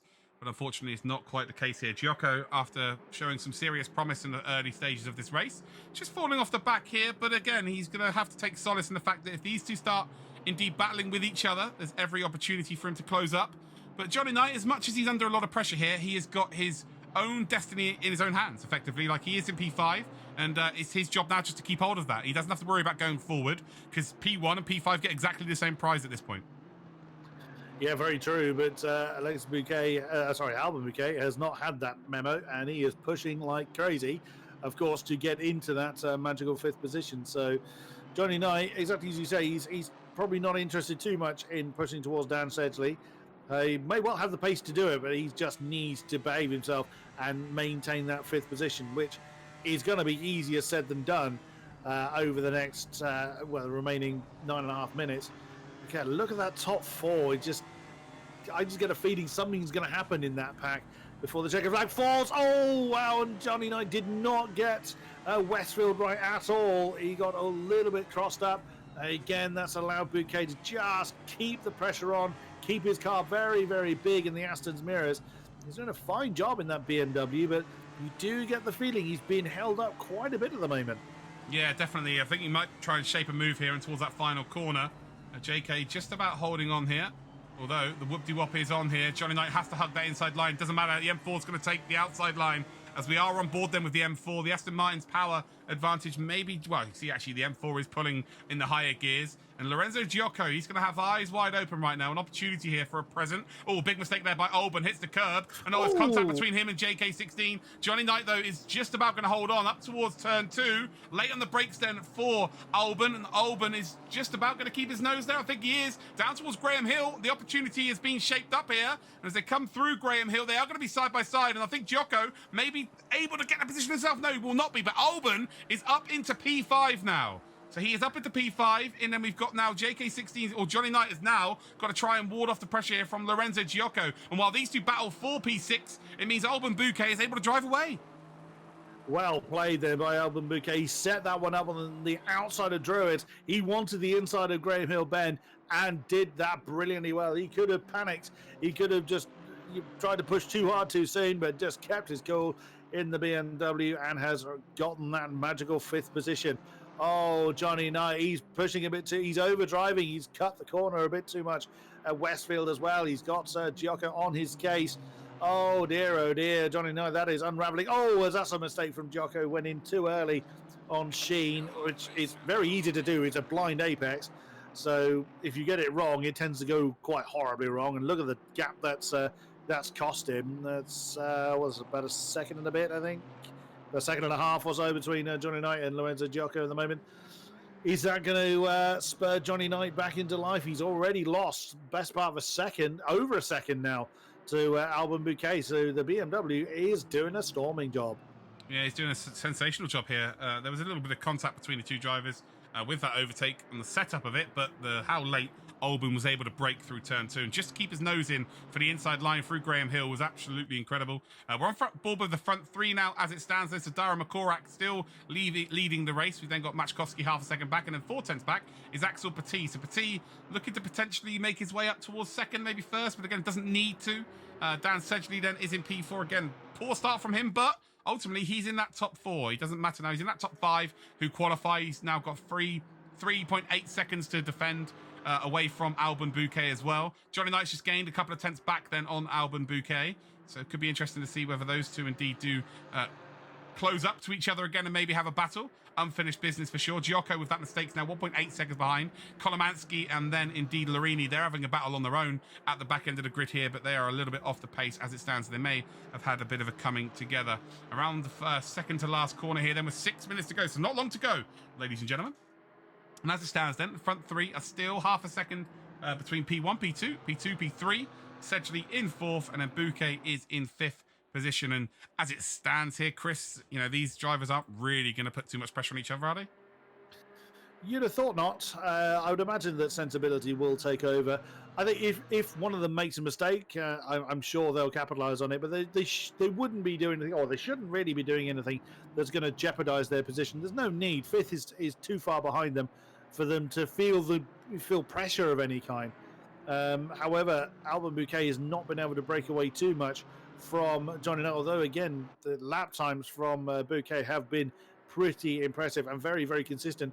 In saying that, though, Johnny Knight was a couple of tenths, 2.5 tenths indeed, quicker than the Frenchman. So that battle is not done yet. They have dropped Lorenzo Giocco by quite some distance now. It's now 2.5 seconds near enough between the two Astons. So Giocco is no longer a threat to Johnny Knight, but that does seem to have spurred Johnny back into life again and sort of got him to refocus on the battle ahead. So that final position, I don't think is secure yet. Yeah, he's definitely changed something here because he just didn't look comfortable in P5 at all. But now he's become the predator in the situation. Maybe that's his natural instinct here, but he's now off to chase down Albin. Albin nearly runs off there into the grass, and actually JK does. Again, it's such a tough corner. If you run off into the grass there, you're leaning on the car's suspension so heavily there that it's just almost impossible to recover. So again, they've both on the absolute limits here, and well, again, it is effectively for this position 5 here, winner takes all. The 6th position does go home. They cannot, well, they're all home, but they does go home, and he will not be racing in the next week. So let's go back on board with the front three, who have closed up even closer here. 3 tenths separating P1 to P2, 3 tenths separating P2 to P3. And they'd be silly to fight here, but, for most sim races, there's no off button. No, that's exactly it. What they may do, and I've seen this before, they may just stay in formation until the last lap and then decide to have a bit of a scrap to see who'll come out on top. But again, they shouldn't do, because that is only going to jeopardise their position. And again, that's another 2 tenths to Johnny Knight's favour between himself and Bouquet. Although that gap does sort of ebb and flow a little bit. Looking at the lap times alone, it was about 1.5 tenths to the Brits' favour. So he's going to need to gain a bit more than that with the remaining time. He could still do it, though. But like you said earlier, Luke, some people do not revel in pressure. And I think it's fair to say Johnny had a hell of a lot of it in the early part of this race. Some people do. Some people have that ability to not necessarily ignore it, just don't put too much emphasis on it and just concentrate on their own lines, but give enough racing room where it's needed. And others just absolutely revel in being the chaser, being the one that is applying the pressure. I'm certainly one that cracks under pressure. I'm not a fan of having someone right in my boot, especially if I think they're quicker than me. Again, that's where the mental game comes in. Yeah, to be fair, I agree with you there. Like, Johnny Knight is one of the very best in terms of project cars too, so it's very difficult to be at the top level on more than one game. He's proving to be, again, very accomplished, but again, just lacking maybe that raw pace at the moment, but I'm sure it will come. Maybe not today, but, well, who's not lacking raw pace at the front here is Axel Petit. Petit was 1/10 of a second behind Machkowski and then decided to back out of it. He's now dropped a couple of tenths here with 2 minutes to go, so 2 laps remaining of our semi-final number 2. It's still very, very close between the three of them. And actually, if anything, they might all be just taking their foot off the gas there. Pardon the pun. It is then Dan Sedgley in P4. He's in the best position right now. He's got no pressure from behind. Doesn't have to worry about anyone in front of him as well. Bouquet then still holding on to that top 5 position. Johnny Knight then is in 6th. Giocco 7th. Kolomansky and Larini in 8th and 9th position. And good to see that these drivers at the back, they've not necessarily... they've not necessarily got a chance of qualifying unless something crazy happens, but they're still sticking it out. They're still sticking out till the end and just making sure they get across that finish line. Yeah, they could have easily just thought, no, I've had enough of this and just dropped from the session. They haven't. They're looking to continue. And like you said, it would take quite a crazy event. I can't see any boulders or asteroids in the sky, so I can't imagine that there's going to be any kind of catastrophic event that is going to shuffle the field to that degree. And Alban Bouquet has found something in his pocket because he's now starting to stretch his legs a bit. He set his personal best last time around, and it looks like he's increased that gap even further. So let's see what the lap times were this time between the two. That is another personal best from Alban Bouquet. And again, another lap slower again from Johnny Knight. He's losing time. I wonder whether he's maybe just burnt out, or maybe he's figured that's just an insurmountable gap. It would be a little bit unlike a top level racer to do that. Oh, a little bit wide on the exit of Driz, just as I say that. But yeah, maybe he's decided, well, that's that. Oh no, very wide, very, very wide for Johnny Knight then on the exit of Graham Hill Bend. I think he's spent, or either he is or his tires are. He doesn't look like he's got the composure left. No, he definitely doesn't. Looks like he's just basically pushing here for a god lap to maybe potentially go ahead of Alban or close up, but now a 2-second advantage is almost impossible here as we head then on board with our race leader, as there's no such issues with Dara McCormack here. He is going to cross the line, not only qualify for next week's final, but he's going to go out and do it in style. He's going to win this race here. 2 corners to go. And well, is he going to be able to indeed hold on to this position? You'd have thought so. He will. Yeah, fastest lap as well to the Irishman. So he's done exactly what he needed to do. So a victory then for Dara McCormack. Well played there. Machowski comes home in second, and Axel Petit rounds out the top 3. Dan Sedgley is going to pick up the 4th spot and the all-important 5th. And you flash your lights. You have every reason to be happy with that. Well played to Alban Bouquet. There we go. So that is your top 5 then. Johnny Knight will finish in 6th position. Lorenzo Giocco is in 7th. Kolomansky is going to finish in 8th then. Andrea Larini then is going to finish in 9th spot. So we're just waiting to get the official results here. Again, all drivers finishing, which is good to see. This is only semi-final number 2. We've got 2 more semi-finals to go, ladies and gentlemen, to find our next 10 drivers. So that means we've got 10 drivers already in the books. And it's all about finding our next 10 drivers then. So it looks like we've got our official results here then, ladies and gentlemen. And well, here they are. So it is Dara McCormack then who is through. Christoph Machkowski is also through. Axel Petit, Daniel Sedgley, and indeed Alban Bouquet. Johnny Knight, Lorenzo Giocco, Matthias Kolomansky, and Andrea Larini all finish in 6th, 7th, 8th, and 9th. And Chris Cooper, unfortunately, did not take part today due to work commitments. Right, we're going to be back very, very shortly. I am just about going to head and get into the next session, but now you can listen to some Go for Gold.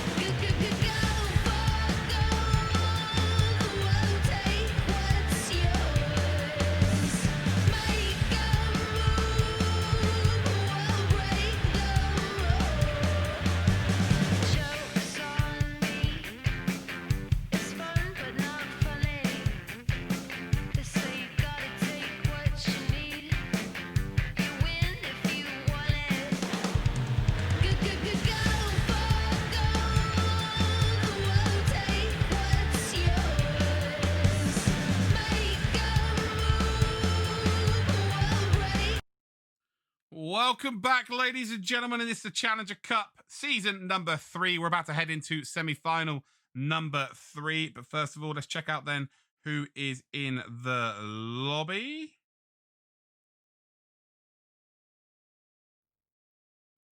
And lobby number 3 then is going to be, well, that's the race result here. Well, don't worry about that. We're just going to head into race view then.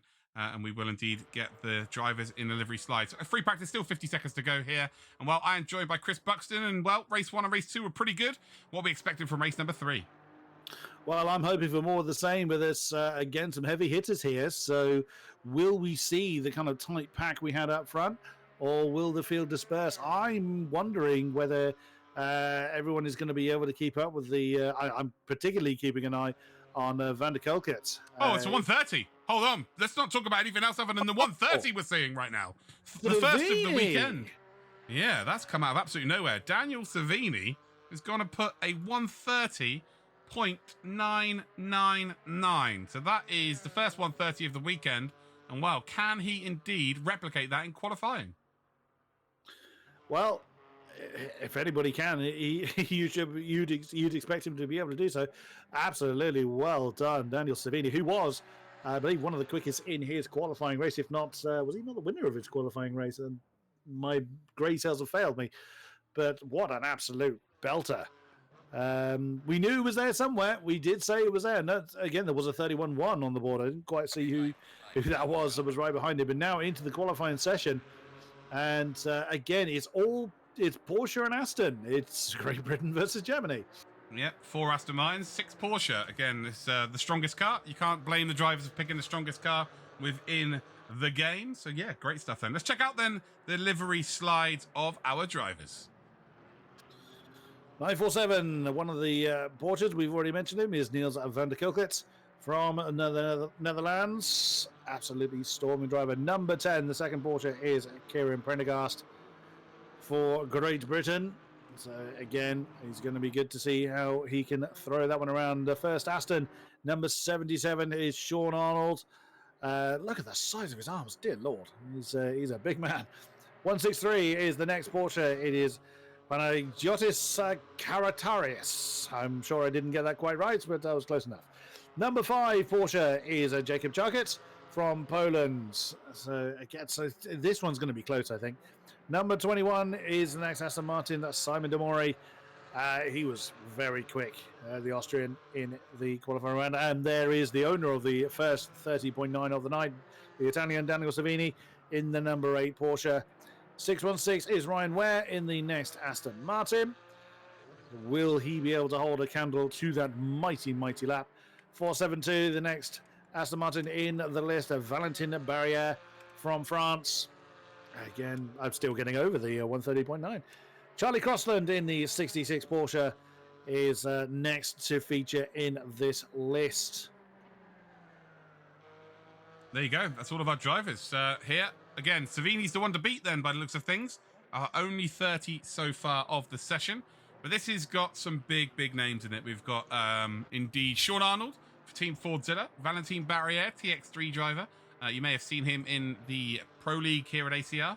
And indeed, also seen him in multiple esports events around the world. We have also got ourselves then Prendergast, who is also one of our pro drivers. So yeah, very excited to see how well they do here in this race. But again, Savini's the one to beat. Sean Arnold, I would expect to be up there, and so would Valentin Barrière. Chris Crossland was very quick in his qualifying round as well, so maybe we'll see him there or thereabouts. But I think this is quite an open field here, Chris, expecting to see the most action from this one. Yeah, as well as we had a lot of anticipation for race 1, and it certainly delivered. Yeah, seeing the names in this lot. Ooh, I think again, I was hoping for fireworks last time around, which you didn't get into turn 1. We certainly had it for the rest of the race. I think this one is going to be... I've got a feeling this one won't be the procession. I think we're going to see drivers pushing for their positions. Yeah, I think 5th position is going to be the hottest contested 5th position we've had so far. Again, to anyone who's just tuned in, top 5 of this race will qualify for next week's grand finale, which is indeed a 2.4-hour race around Silverstone, joining our GT3 Pro drivers that have already been invited here. A 31.143 is the banker time for Savini. Kukelt then has gone and put in a 31.7, and then we've got Prendergast, who's just done a 32.2. Barrière still a 32 flat. And then we've got Sean Arnold, who's put it up onto the front row with a 31.6. Wow, half a second. Well, there was between Savini and... there is between Savini and Arnold, as Jacob Czarkut gets in there with a 31.395, a 2.5 tenths off of the mighty Savini. So let's see who can hold a candle to Daniel's time. But wow, that's quicker than people's pole laps have been, and that's Savini's banker lap. Oh, Sharkot, yes. a Yeah, 131.3. Wow. yeah, indeed. So, yeah, all eyes on Savini at the moment. Yeah, Savini is just, well, seems like he's in a bit of a world of his own right now, as we do indeed continue to watch him. He's in the number 8, which is as everyone knows, the best racing number in the world possible, so makes sense that he would be the fastest as well. Sharkot then 2.5 tenths back here with a 31.395. That is still a very quick time here. Arnold then in third, Kukelt fourth, Valentin Barrier is in fifth, sorry. Prendergast is the driver in sixth position, which is, I don't know, I'm a bit shocked to see Prendergast that far down. As he comes around the final corner here then for Savini. Savini's not up on his time as it stands and actually is down and he's in the pit. So that's not going to be improvement here. Sean Arnold is up on his time. He's now 0.2 of a second up in that number 77 Aston Martin. And is he going to be able to gain any more time up towards the line here? This could be good enough maybe for P2. I think he might just fall a little bit short and he just does about there. So just over a 100th of a second of difference between Sharkot and Arnold. Crossland's in the pits. Kukelt is now 6th position. So Prendergast did improve. He's in that top 5, but Kukelt is up on his time. Yeah, Charlie Crossland got a 31.686 on the board. I was watching his lap, and it all looked pretty clean. And yet again, we've got another really close pack, 4, 5, and 6, separated by less than a tenth of a second. And you know, Savini with that 31.1, Charco and Arnold very, very close together as well. Sean Arnold has improved his time. Ryan Ware crosses the line to 32.2. Goodness me, less than 2 seconds separates the entire field. I think we can possibly expect a bit better from Karatarius. So let's see what he can do. But look at that, ignoring the 10th spot. 1.2 seconds is the field. I think we're in for a good, spicy race this time. Yeah, I think we're going to have... Chuck's up as well. He's lost a tiny bit. He was 2 tenths up. So he's really challenging Savini's time. Yeah, the Porsche is looking very, very strong here indeed. He's got a little bit of slipstream to work with here. Doesn't help too much around Brands Hatch, but it will help all the same. And yeah, as Chris was saying there, he was up on his time. Just lost a bit here, but still around even. So if he can nail the final sector here, he might be able to find a little bit of time to work towards that pole position. It's going to be very, very tough to beat that pole position time of 1:31.143. Runs a little bit wide here and actually might get caught by this traffic now as they come up towards the final corner here, and actually it is Panagiotis then who's in 10th position as Sean Arnold's just put it up into P2. So Arnold's gone into P2 here. Will Sharkot retake that position on the front row of the grid? I think he might do. He does. So now we've got a 1:31.317 that is P2, and well, he's in the pits here, so he's either going to go in the pits very, very quickly, get a fresh set of rubber on and straight back out, because we still do have 3 minutes on the clock here, so he might actually be able to get, well, no, he would only be able to get one more lap in, I think, judging by how long an out lap takes and a fast lap. So yeah, he would probably just about cross the line with enough time to get one more lap in. Arnold then is on another flying lap here. Savini was up on his time, but just lost it a little bit there. And actually, no, he's back up on his time. So we could see our first 30 of the day in terms of qualification. Panagiotis is currently 4 tenths up here. So this could be a very, very good time for him. He's, again, well off the pace here in terms of the top 9. He's about 8 tenths of a second off, but if he can find that 8 tenths and put himself in that hunt, you never know what could happen with the times being so close. Very true, very true. It does look like Savini may be a bit unlucky with the traffic. We will see, though. I mean, that could actually be to his benefit. Slipstream is not always your ally here at Brands Hatch because there's not a lot of very big straights to properly utilize it. He's 2 tenths up. He is getting towards that holy grail of 30s again. Is he going to be able to do it? Can he beat his previous best of that 30.9? Someone that's just jumped out of his way, just needs to nail Clark curve properly, which he does. No sliding going on. Can he hold on to that 2 tenths gap? Coming over the line. Has he done it? If anybody can, he certainly does. Oh, yes, it does. It's a 30.894 for Daniel Savini. That is an unbelievable time there, a 30.894. We're not even at optimum temperatures as well. That is a fantastic time there from Daniel Savini. Charlie Crossland knows a 10th up on his time, although he's just started his lap. This will be his no, he might get one more in, actually. Valentin Barrier is about a 10th of a second up on his time as well. So wondering whether he can indeed improve on that time. We've then got Panagiotis, who did not, well, he's not improved, actually, on his previous time. He's now 2.1 seconds off the pace as it stands. But Crossland then is just about 2 tenths up. Well, Barrier's a little bit further along here.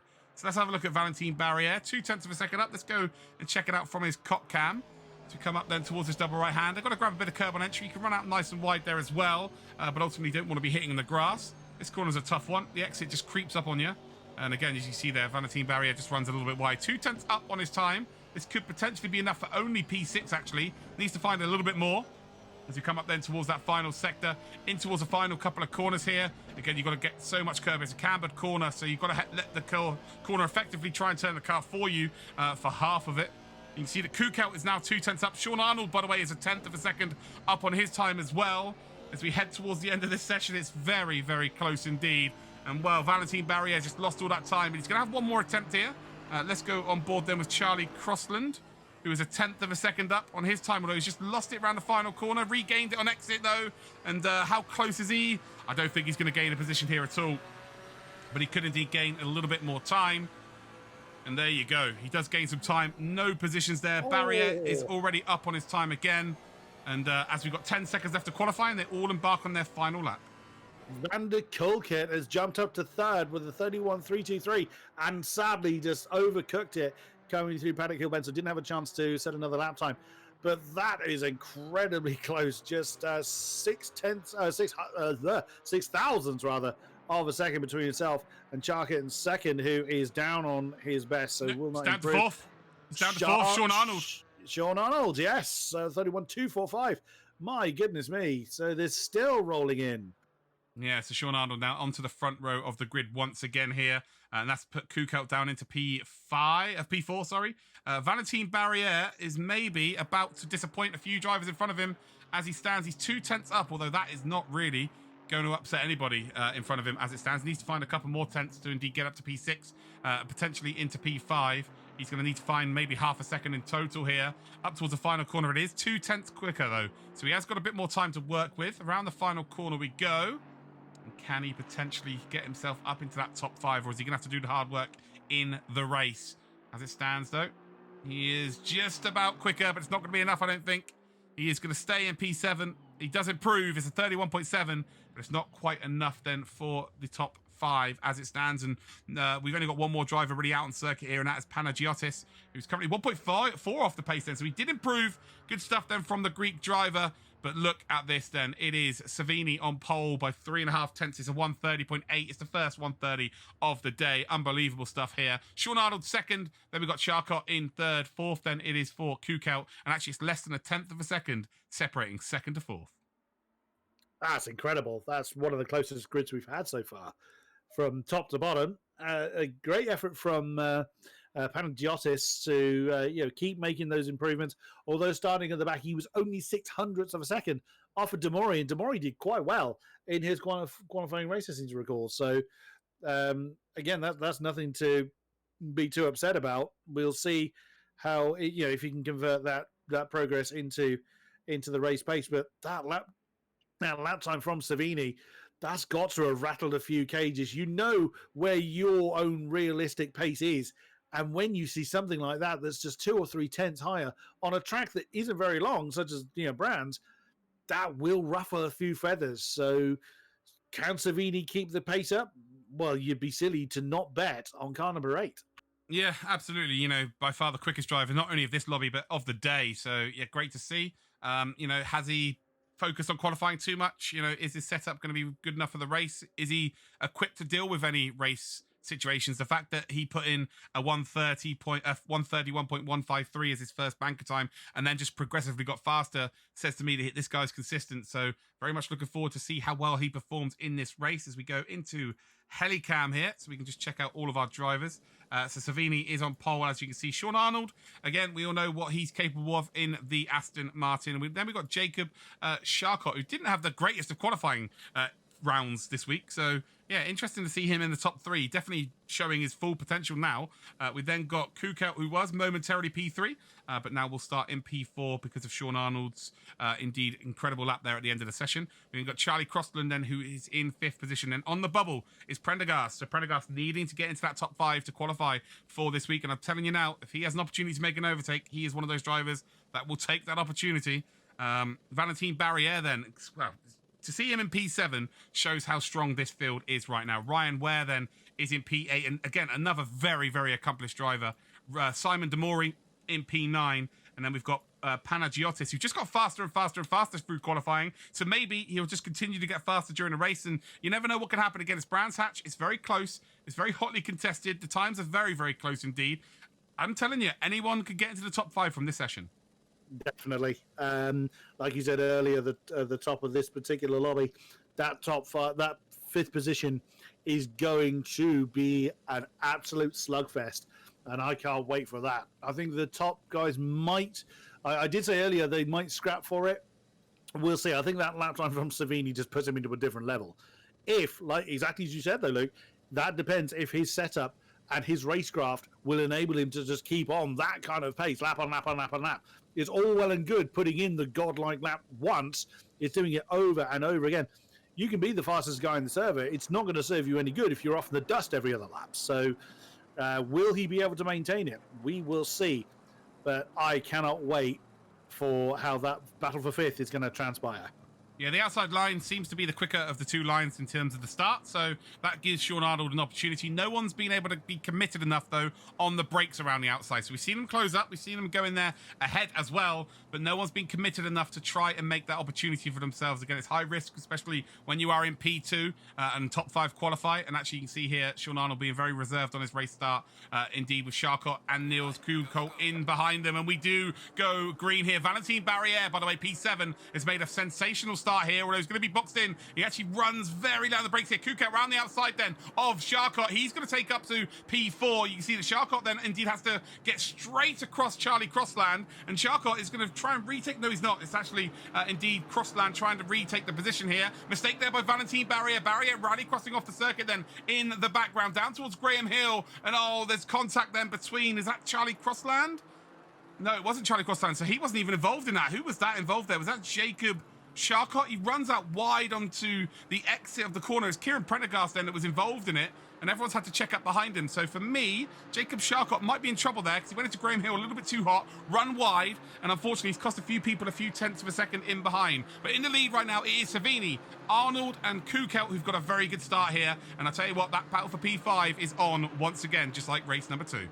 No, yeah, it is. The top 3 may well decide to kind of behave themselves. But yeah, I think it was Charcot that may well be facing the eye of the stewards. We will see. Prendergast is the one that has got the unenviable task of defending that 5th position from Barriere. Wow, look at that. Panagiotis up into 7th place. Has really capitalized from the mistakes of others. So, you know, don't discount him. He's obviously making slow, steady gains throughout qualifying. Even the back 3 are having a great old scrap. Demori, Ware and Crossland. The Crossland's fallen all the way back to the tail end of the field, so he didn't come away unscathed. But that's going to really tempt a fight back through the field as Crossland gets a lovely inside move on Ryan Ware at Paddock Hill. Ben, can he hold on to it though? The Aston's coming back at him. So they want to be battling for 5th. They're not far behind it, but they just need to kind of sort themselves out right now as Crossland is wandering a little bit off the road.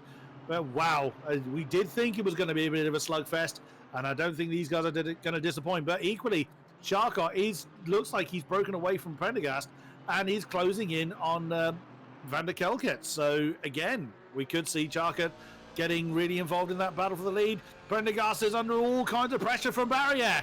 Look how defensive he's having to go already. He's nowhere near Hawthorne Ben and had to defend that inside line very, very heavily.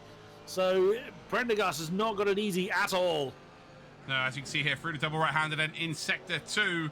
Valentin Barriere in Cockcam, as you can see, in behind Prendergast. Prendergast has moved up, though, out of those, outside the top 5 position into that top 5 spot.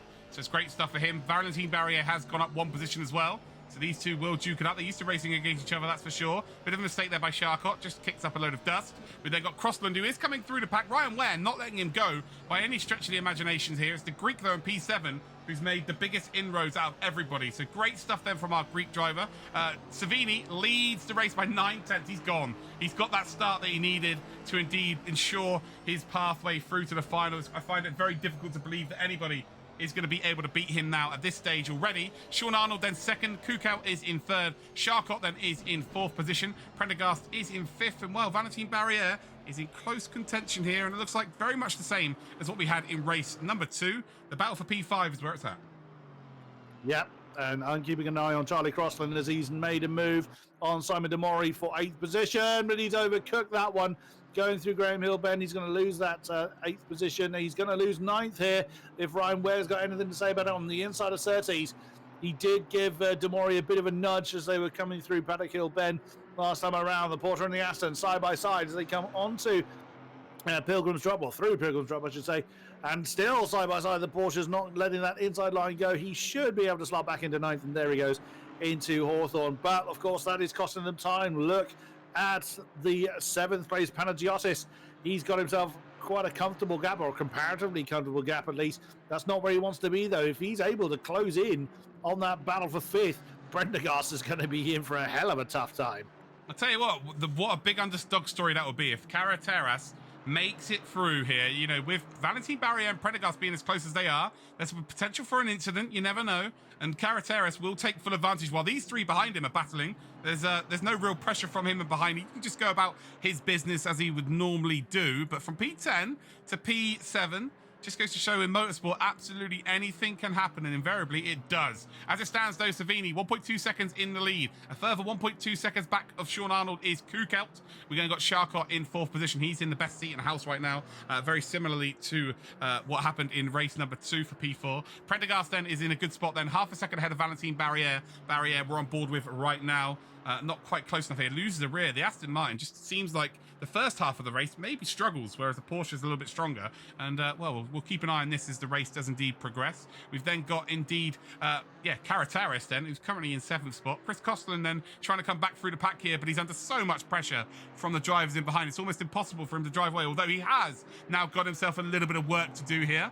He's got to now go chase down the Greek driver, but now in behind him, the perfect scenario for him would be right now would be Ryan Ware make a move on Demori, slow each other down, give him a bit of a respite here so we can go chase down the Greek driver. But as it stands, it is still Savini in the lead, Arnold 2nd, Kukelt is in 3rd. They don't care about this top 5 battle. All they're worried about is getting through in the top 3. And Valentin Barrier, again, not really able to do too much here in terms of P5. Although it was Ryan Ware making a move there, and he wasn't quite close enough. Demori just making a very defensive move there in towards that second to last corner. Ryan Ware not close enough to take advantage. But again, while these two are battling and they may be smiling and having fun, they're costing each other a chance to potentially get towards that top 5.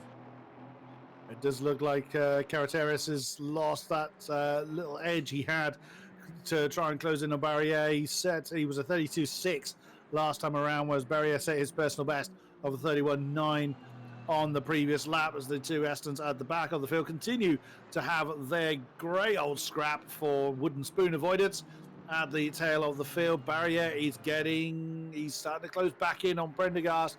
He gained a huge 6,000ths of a second last time around, so he can still nibble away. He's got time to keep that pressure on Prendergast, and I'm sure Kieran is well aware of the importance of that position.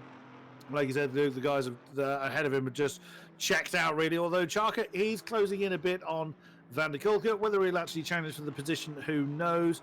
Wow, he was pushing quite hard, though, was Charka. He was a little bit wide on the exit of Hawthorne. He can't afford to do that too many times. If he spins, then that is really going to light up the battle for 5th position somewhat. But still, Crossland is... Crossland's not wasting any time. He's closed in already on Carreteras for 7th position. Has Panagiotis got anything to defend against him? Let's see. We're at the halfway point of this race, and, it's all on Charlie Crossland here to try and make up the positions here. Actually, let's check out the lap times of the P5. So Prendergast is doing 31.9 on the previous lap here. Be interesting to see how quick Charlie Crossland is in comparison. Actually, he did on the previous lap, he did exactly the same time. So as they come across the line here, a 31.4. So he is flying. He is quicker than the P5 battle. Will he have time to catch up, though?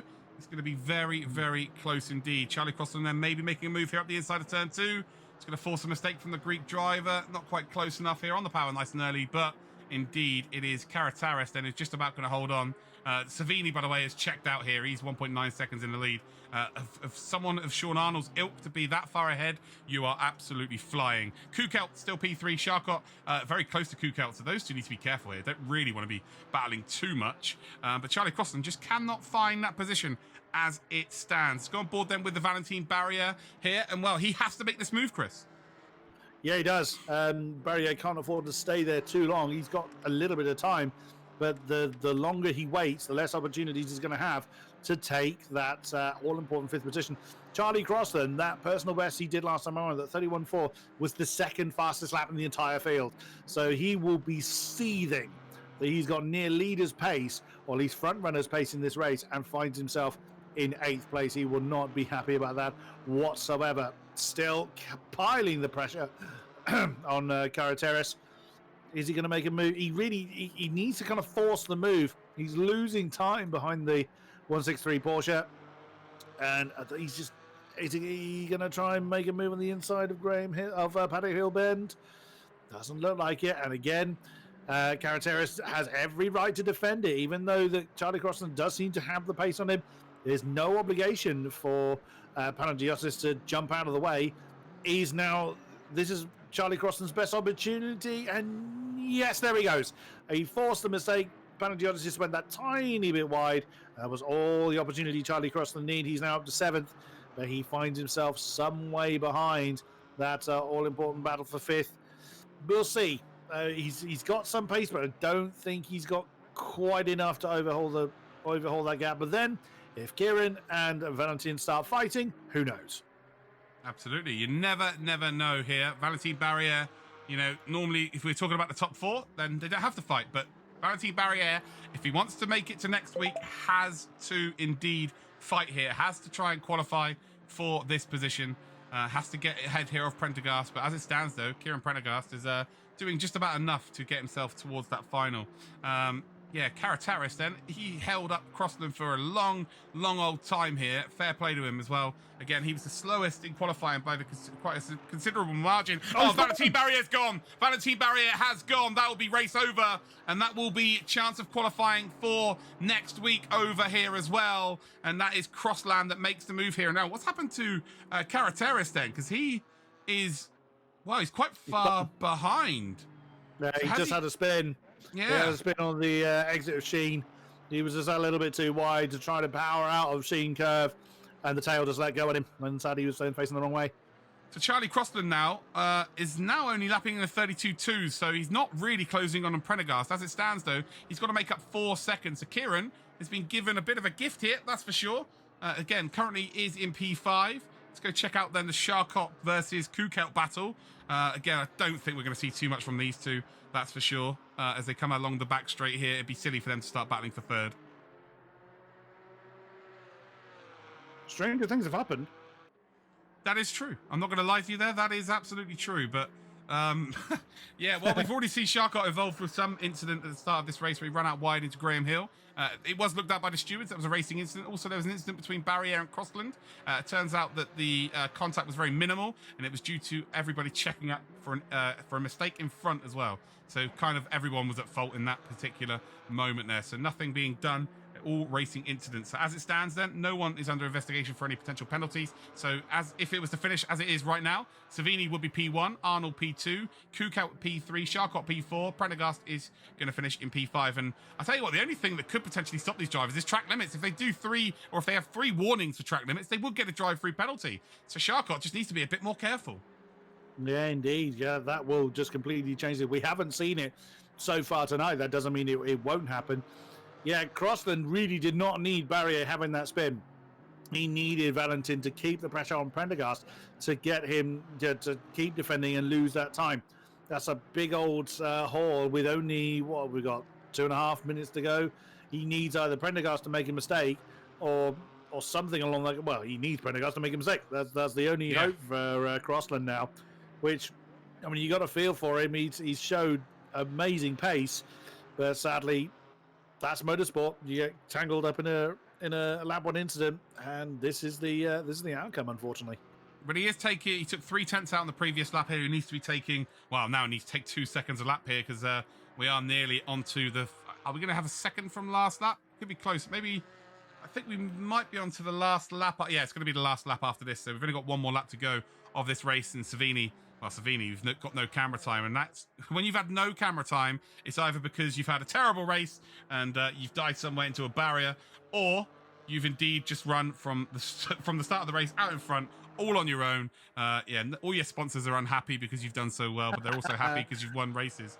But 1 lap to go. It is Savini that leads here. Sean Arnold in second spot. We've got Niels van der Koekelt, Jacob Charcot. Prendergast then is... Well, the only thing that stops him right now is himself. So he's currently in P5. They will be the 5 that qualify. It's going to be very unlikely that we're going to see anything happen there. And as we talk about this, they are 0.2 of a second apart. So again, does Jacob go for it if there's an opportunity? He's got a lot of breathing room in behind. He doesn't really want to cost someone a chance of going through. It is close, but it's literally that. It is as close as you want to get without making an overtake. Yeah, Charcot has no reason to make that overtake. Like you said before, the prize is the same, 1st to 5th. It's qualification to the big race. But if he makes a mistake, he runs the risk of knocking both of them out. So he just has got to suppress that desire to make the move. And it'll be there, I have no doubt at all. He just needs to stay there and stay quiet. As quick as Crossland is, as much as he's taking fairly decent chunks out of that gap between himself and Prendergast, it is not enough. If the race was double the length, then maybe he'd have half a chance, but sadly, that is not going to go his way. Ryan Ware is closing in on Valentin Barrier. There might be a last-ditch fight between those two as the checkered flag falls. But yeah, the only thing that is going to go... if Prendergast falls off the road, or if Van der Kilke and Charcot come together, that's the only thing that's going to save Chris Crossland now. Yeah, well, let's don't worry about that at this point, because Savini, who qualified with the best time we've seen so far today, flashing his lights, he's ecstatic, as he will be joining us next week for our final. He takes the victory here for semi-final number 3. It will be indeed in second position, Sean Arnold. Niels van Koekelt will finish in third. Jacob, indeed, Charcot will finish in fourth. And then Kieran Prendergast will take that 5th position. Charlie Crossland, he was involved in a little bit of a melee at the start of this race. That may have cost him a chance of qualifying, but his pace was absolutely exceptional. Valentin Barrier will finish in 7th spot. Ultimately, he pushed a little bit too hard and hit the barrier, and it was his race over effectively. Ryan Ware then will finish in 8th position. Simon Demori will finish in 9th, and then we've got Panagiotis Karateris, who unfortunately had a bit of an incident earlier in the race, but he showed incredible improvement over the course of today, which has been absolutely fantastic. So yeah, superb stuff then from them. And now we have got the official race result then for you, which is great stuff indeed. So actually, we want the lobby 3 result here. So there we go. Lobby 3 result then is Daniel Savini. He wins the race. Sean Arnold 2nd. Niels van Koekelt in 3rd. Jacob Charcot in 4th. Kieran Prendergast then is in 5th. So those 5 will indeed be joining us for next week's final on Friday evening. Charlie Crossland, Valentin Barrier, Ryan Ware, Simon Demori, and Panagiotis Karateris then will finish outside that top 5. And well, we've got one more race coming up for you, ladies and gentlemen. It is just about to happen, so we are indeed going to join that, and we'll be back very, very shortly.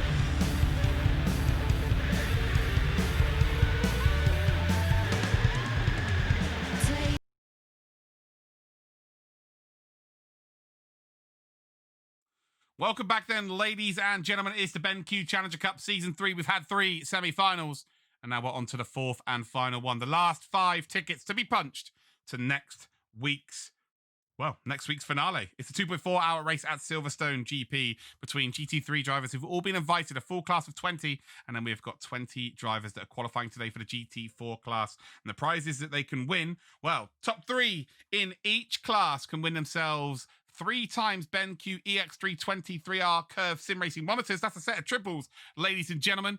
And that is if you win your class, either GT3 or GT4. The 4 pro drivers being invited by Veloce and Williams cannot win these prizes, so it will be the next drivers to finish in the Pro Series and the top 3 in the GT4. Second will win themselves a BenQ EX350 1R curved sim racing monitor, and the third position will win a BenQ EX320 3R curved monitor as well. Unbelievable scenes here, ladies and gentlemen. Let's head out to circuit then for our final race today. And well, let's join our co-commentator. It is Chris Buxton. Are you excited for this one? Oh, as ever. It's amazing how it's all flown by. We're already on our 4th race, but what a precursor we've got to the big race next week. Not that I doubted it wasn't going to be any good, but oh man, the racing we've seen and that blistering pace from Savini as well. Wow, it's going to be good. It's going to be very good. Yeah, next week's going to be absolutely exceptional, but these drivers here have got one more opportunity. This is the final semi-final of the day. The top 5 drivers from this session will make it to next Friday night's super final. So that will be 7 p.m. BST. Make sure you put it in your diaries, ladies and gentlemen. 40 cars on circuit around Silverstone GP. It will be amazing. We're going to have 2 mandatory pit stops. There are going to be multi-class. There's going to be random weather. It's going to be an exciting time. But these... this is the last opportunity. We've already got our pro drivers there, all been invited in the GT3s, but now we are ready to find our final 5 drivers from the GT4s. As it stands, though, it is Ayetzi who has taken the quickest time in practice as it stands. We've just got 2 minutes, 30 seconds to go, so anyone on a lap time now will finish that lap time. Oman in 2nd spot. Bourbon is in 3rd. Volkart's in 4th, and then Julian Bernard is in 5th. And if you were to offer them those positions right now, they would all take it. Pajic, then. He is a pro driver in the DTM Esports Championship currently going on right now. He puts himself up onto P2, just showing his class across multiple different games. The qualifying is about to finish, and then we will do some livery slides so you can pick your favourite car and your favourite driver. How's everyone doing in the chat then? You all good, guys? Let me know how everyone is, who you've enjoyed watching this evening, and who do you think is going to do well in this final race. But anyway, now it's time to go through the final set of livery slides. Number 23 is in the hands of the aforementioned Simone Lietzi. Ayetzi, I did it again. Number 9, Aston Martin, is a Mark de Ruiter from the Netherlands. Again, a strong contender for that top spot. Number 22 is the next Aston of Nicholas Bourbon from Germany. Wow, he looks quite serious in that, he looks quite stern in that particular picture. Number 87 is the Porsche of Ian Hall. So we'll see how well he can do that one. Rather different to the single-seater. He's pictured in there. 108 is the next Aston Martin of Richard Warren. So he's got some stiff competition ahead of him. Bit of a mixture of cars this time. It's Aston heavy in this lobby. Number 888 is the Aston Martin of Jan Willem van Ommen. That's the one I'm keeping an eye on. It's good to see him back in sim racing circles. Number 99 is the Aston Martin of Marco Pajic, as we mentioned, from Germany. Again, a very strong contender for that top spot. Julian Bernard takes the number 4 Porsche from France. So, again, he's got some stiff competition ahead of him. The Sol McLaren of the lobby, number 14, in the hands of Jack Dyer. Well, he's clearly taking it seriously, judging by that shot. Number 17, the second Chevrolet of the night, the Camaro in the hands of Stef Volkart, the Belgian. Again, that's a tricky car to wrestle around this track. And good luck to him and all taking part in this final round. So there you have it. That is all of our drivers. The last few minutes then for them to get their qualifications. 8 minutes in total to go. The first times indeed will be posted. They're all now just finishing their out lap here, and then they will indeed embark upon their first flying lap. We've seen how indeed important qualifying is, especially in the mid-pack of this field. Again, it'll be Ayetzi who may be looking to get that pole position. Indeed, he was the quickest in practice. Oman was very, very quick as well, but I'm expecting good things from Pajic. Mark de Ruiter is very, very quick as well, and if there's a problem, he will get to the rooter of that problem, just that's the way he does things. Absolutely does things well. But yeah, I'm excited to see this. There's a few unknowns as well. Ian Hall is a driver that apparently doesn't have a capital letter for his first name and his last name, which, as a esports commentator or motorsports commentator, makes me feel physically ill, if I'm honest. Well, that's not a good start, really, is it? I mean, if you're agitating the mighty Actrovision, that's you're on for a hard time, quite frankly. So we'll see if he can redeem himself in this race. But what a steep mountain he's got to climb. We've seen the 130 be set. He's got the likes of Van Ommen, Payech, Deruta as well. Wow, I mean, he's also being hounded by Nicholas Bourbon at the moment. I don't think the Aston's going to be quite pleased with Mr. Hall at the moment. He does look like he's being held up. It is qualifying, but they don't have long to get those laps in. So it doesn't look like Ian Hall's actually willing to let him go. If they're both on a hot lap, strictly speaking, he doesn't have to let him go, but nope. You need to use a bit of sense. Wow, a 31 flat from Simone Ietzi. Oh, will we see the second 130 of the night? Yeah, that is unbelievable there from Ietzi at 131.083, and that's a banker time. We saw a 30.8 in the previous lobby, but the banker time from him was a 30.153. And as we're on board here with Bourbon, he is being held up by Ian Hall, but he needs to take more care here, and he needs to get more space on circuit. That is his that is his responsibility ultimately. The rules and regulations are, if you're not flash forward, if you're not flash through, you cannot make an overtake. But it looks like Ian Hall has indeed decided, you know what, you crack on, my friend. But yeah, Bourbon now may be able to go and get a big representative of his time. And as we look here, is Richard Warren currently down in 10th position. Jack Dyer, who again has gone for that McLaren, and Steph Volkart, who's gone for the Chevrolet. Again, we've not seen many cars other than... Well, to be fair, we've seen all of the cars this week, apart from the Alpine, we haven't seen. We've seen the AMG. We've seen... What other cars we've seen? We've seen the KTM today, and now we're seeing the BMW. Yeah, we've seen the BMW, and now we're seeing the Chevrolet and the McLaren here, but it has been an Aston Martin and Porsche show. And again, you can't blame people for choosing the fastest car. You've got to give yourself your best chance, the best shot of qualifying for the next round. Absolutely, you've got to use the car that works best for you. Interesting that Simone Ietzi has actually driven back into the pits. Curious motion there with only, what have we got? It's about half the session remaining. That's a curious one. He's back in his ability here, isn't he? He's gone, you know, if you guys could beat that, then fair play to you. Payech is going to give it a good go. Yeah, like he set the gauntlet down here. He's happy with that lap. Maybe that's the best lap he's produced. And maybe doesn't think he can find any more time than that. So that's another thing. You know, you want to leave yourself in the best positive light in the session. You know, he could potentially come back out now, have a spin on the curb, and then you're thinking negatively towards the race. Whereas right now, he's got time to just sit back, relax, chill. The last thing he did was an unbelievable lap time. He's in a great space. And, you know, there's lots of ways of looking at it, that's for sure. Although he is back out, I believe. Is Ietzi back out? Yeah, he is. He's back out anyway. Yeah, he is. So I was wrong. But Ommen in P3, Payech P2. Bourbon now is up to P4, but we don't think he's really had a representative of his actual pace because he's being held up on his first couple of laps. So this is now really where he's got to put that hammer down. Mark Deruta finds himself in P5 at 32.0. I don't think there's any other lobby so far in the semi-finals that a 32.0 would have been good enough for a top 5. I think you're right. It's the top 5 has certainly been in the 31s pretty comprehensively as well. So that there definitely needs to be improvement made if Mark Deruta wants to hold on to the all-crucial 5 spot. I'm, again, watching Simone Ietzi with great interest. He comes through Hawthorne's Bend at the moment. So halfway through the lap, being chased by Van Ommen. He's on an out lap, though, so not too worried about him and what he achieves. Oh, he is. I beg your pardon, yes. So, again, just keeping on board here with Mark Deruta. He's not really up on his time. Bourbon is now up. Well, he's just gone a little bit faster on his best time, although he's gone very hot into turn number 1. But he's now, in the range of maybe striking towards that front row of the grid. He needs to find a couple of tenths of a second as it stands. Deruta now is... well, he's the one in a bit of trouble here. Richard Warren is going 3 tenths of a second faster. Jack Dyer is up by a tenth. And then we have got Julien Bernard, the Frenchman, up by a tenth of a second as well. But none of them are really going fast enough here to pile any pressure on that top 5 start position. Although Julien Bernard now was momentarily 4 tenths up. Richard Warren up to 7th. And well, looking very good. Looking very good indeed. 32.304 for Richard Warren, just a tenth shy of Steph Volkart for that 6th spot. Bit of a gap between 6th and 5th. There's two tenths there, and then 3 tenths between Mark DeRuiter and Nicholas Bourbon. Then a single tenth to Van Olmen, 2 tenths-ish to Payek, and then 4 tenths to that monstrous lap from Simone Ayetzi.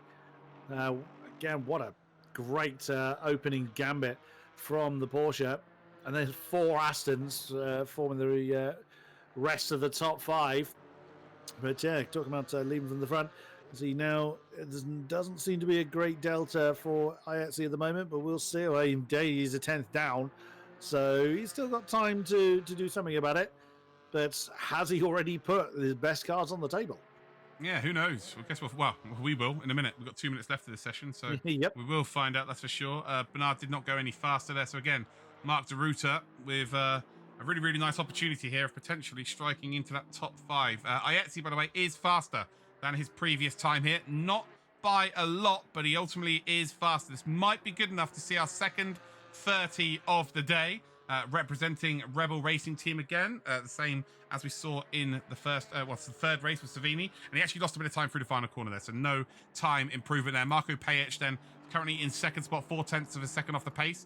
Oman, again, needs to find a couple of tenths. He's just starting another lap time here. Although, again, does he need to find another couple of tenths? Probably not. P3 is pretty happy there in terms of qualifying for next week. He is a very good long-run racer. Again, next week's a whole different challenge. These drivers have all done the sprint version of this competition this week. But next week, it is an endurance test, a 2.4-hour endurance with a combination of different classes of car, different weather conditions, and indeed, we will have mandatory pit stops as well. So yeah, very, very interesting week. And Steph Volkarts then has finally started to find some time here. So he's, again, if he gets up into P5, he can defend with his life with the size of that car. That car just doesn't look like it belongs in the GT4s. It's an unusual place to find a Chevrolet, but they do exist in the racing world. And he's putting it to good use. He's about a 10th up. He's lost a bit of time from Surtees, but it's not an easy car to wrestle around. And again, he's now kind of almost drawing level with where he was before. So it's not going quite Volkart's way, and he won't have enough time to set another one. DeRuiter, Bourbon, and Van Olmen all back into the pits. Ayetzi is down on his previous lap. What about Pajic? Let's see. He's just started another lap, so he'll have, of course, time to complete that. Everyone else, except for Ian Hall, is back in the pits. Where is Mr. Hall? He is coming towards Sheen, and no particular gain or loss on his time, so no major changes there. So still some shuffling around going on, but Ayetzi wasn't able to beat that mighty 31-0, unless he can do it this time around. It's do or die, feast or famine for the Italian. Yep, it is. So he's just managed to cross the line just before the time elapsed, so he's going to have one more attempt. Doesn't really need to. It's actually only him, Pajic, and I believe Ian Hall on a lap time as it stands. Ian Hall has just finished the session, I think, as well. Yeah, he's just started another lap time here, but he won't be able to finish it, that's for sure. So he will have to indeed go to the pits. He's 2.3 seconds off the pace. Again, no one can ever take away qualifying for this phase of the competition from anybody. So congratulations to everybody who made it this far. And actually, thank you to everyone who took part. It's been a fantastic day's racing thus far. And again, this may be the final, but this is only the final of this week. The final officially is next week. So indeed, Pajic there is not going to be able to improve. He is indeed stopped on the side of the track here, and it's all on Ayetzi. Ayetzi, I think he's excited. He's been here in the commentary. He's been waiting to indeed produce a 30 for us here. He's 1/10 of a second up. We've got a couple of corners to go here. 1 corner to go, should I say, underneath that Pirelli bridge then. And what sort of exit is he going to get through the final corner? Grabs some curb on the entrance there, so he is on the limit here. Runs out wide, and wow, he was a 10th of a second up. Just lost a little bit on exit. Across the line he will go. Will he get it? Will he get that time? It's a 30.993, ladies and gentlemen. 30.993. Ayetzi was definitely gunning for it. And there you go. Half a second ahead of Pajic. When have you ever heard that sentence? That's madness. Absolute madness here. Pajic is one of the very best around in terms of sim racing currently in the world. And well, he has just been put in his place royally by Pajic. Great stuff there by him. And again, a 1:31.4 is nothing to be sniffed at. That's just still an incredible time to take second position. Omen in third, then Bourbon in fourth, and Deruta is in fifth position. So he did a 32.0 in the other 4 sessions in the semi-final. That would not have been good enough for a top 5 in qualifying. So again, it might be that the top sort of 3 or 4 are very, very strong here, and maybe it lacks a little bit of speed nearer the back end of this grid here, but also that gives opportunity to people to potentially qualify for the final.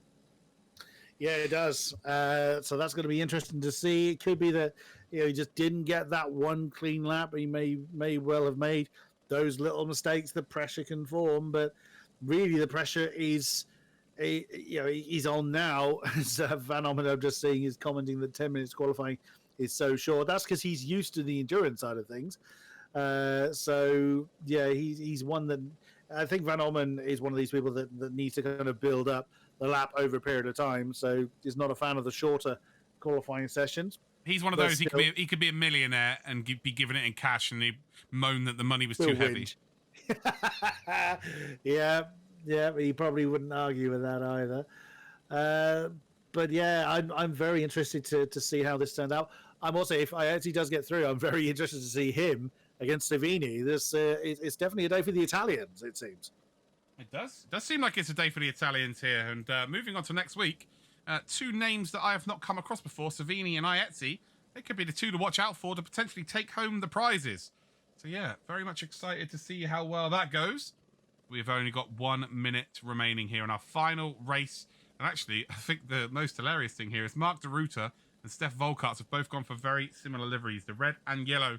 So we'll definitely be able to keep an eye on them. If they're battling for that P5 in those liveries, well, it's going to be very, very interesting to see. But it's all about the front 4. If they can get away, like we've seen in the previous 3 races, again, it's the top 4 have just got away, and it's always been that battle for 5th spot and just leaves them to it. So, yeah, if they don't get away well here, we could see a 3, 4, maybe 5-way battle for that final qualifying position. Just to remind you at home, ladies and gentlemen, the top 5 will qualify for next week's final. So it's only the top 5, and they will get into next week's multi-class finale, which is going to be unbelievable to watch. I'm really, really excited for it.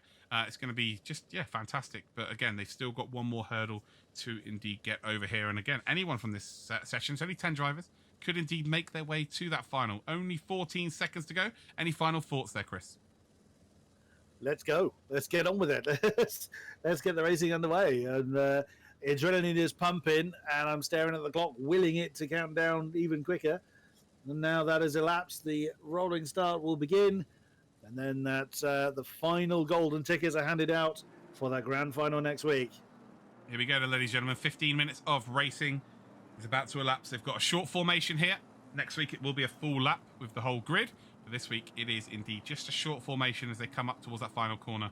And then along the start-finish straight here to find out who our final driver for the BenQ Challenger Cup Season 3 final will be.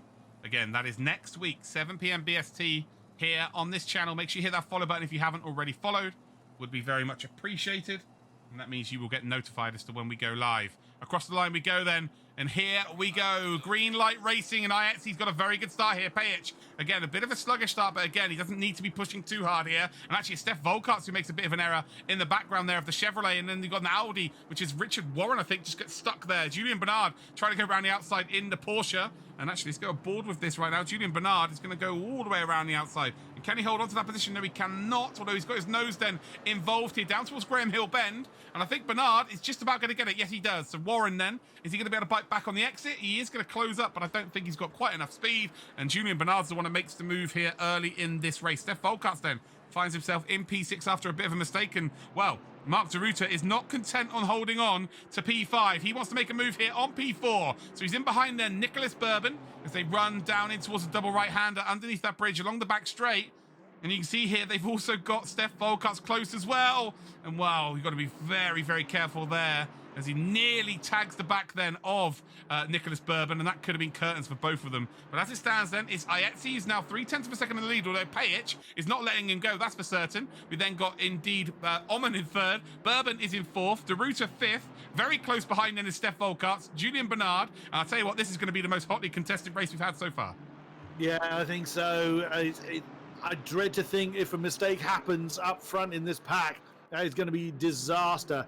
But yeah, Nicholas Bourbon did not have a good run through the second part of, coming into Sector 2. Oh, is that Volcas's thinking about a move? No, that's Gina Bernard on the outside. There's got a great run from Clark. Can he get this one done? It's going to be forced to the outside of Paddock Hillbend. No, he's going to have to slot back in line. Oh, that's a mistake from DeRuta. This is an opportunity. 3 wide. No, don't do that. Into Druids rather.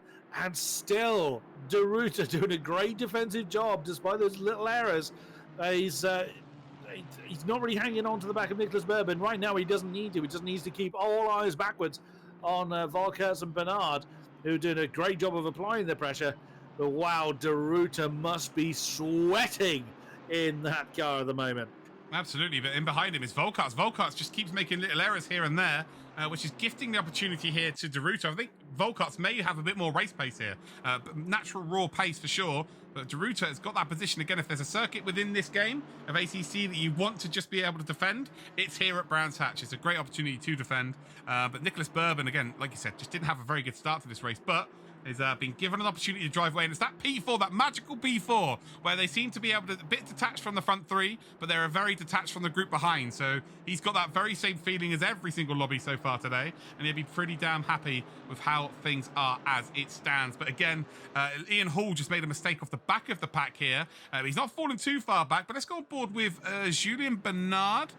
Although, how far is he behind? Actually, let's go on board then with Richard Warren. So Warren's pretty close here. Let's check it out from a bit of cock cam. And watch this for a lap here. How close is he? He's in behind Julien Bernard. Steph Volkart actually might be the one to watch here. Go through turn number 1. DeRuta, again, making a very nice late apex there. And you see the time he's gaining on exit. The Camaro is very, very quick indeed in terms of acceleration power. But Mark DeRuta is all good. But now he's actually, if anything, DeRuta may be starting to catch back up then to Bourbon. Yeah, DeRuta's had a good start to this lap. He's quite smooth, didn't oversteer at all coming out of Paddock Hill Bend or crucially Druids, and does look like he's closing in a little bit on Nicholas Bourbon. That is not what he wants. Whilst that is fourth, well, he's obviously got a little bit of a buffer between himself and that falling outside of the top 5. He doesn't want to be involved in a pack this big. And when you start having a scrap with this many cars in it, anything can happen.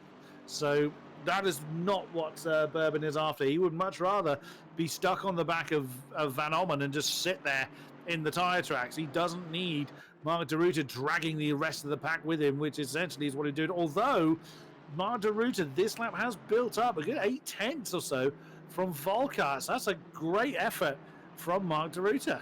Yeah, DeRuta just seems to have found some serious pace now. I say serious pace, enough pace then to not be too worried about anyone around him. This is the real battle here, though. Ietzi just doesn't seem to have that outright race pace as what he had in qualifying. So Payich is really closing in. Porsche versus Aston Martin. Again, Payich has been putting in hours upon hours in DTM on Race Room over the last few weeks. He is in the TTM Esports Championship currently. So yeah, very limited practice within ACC, but just goes to show that he is a fantastic all-rounder. And right now, he is looking forward to punching his ticket towards...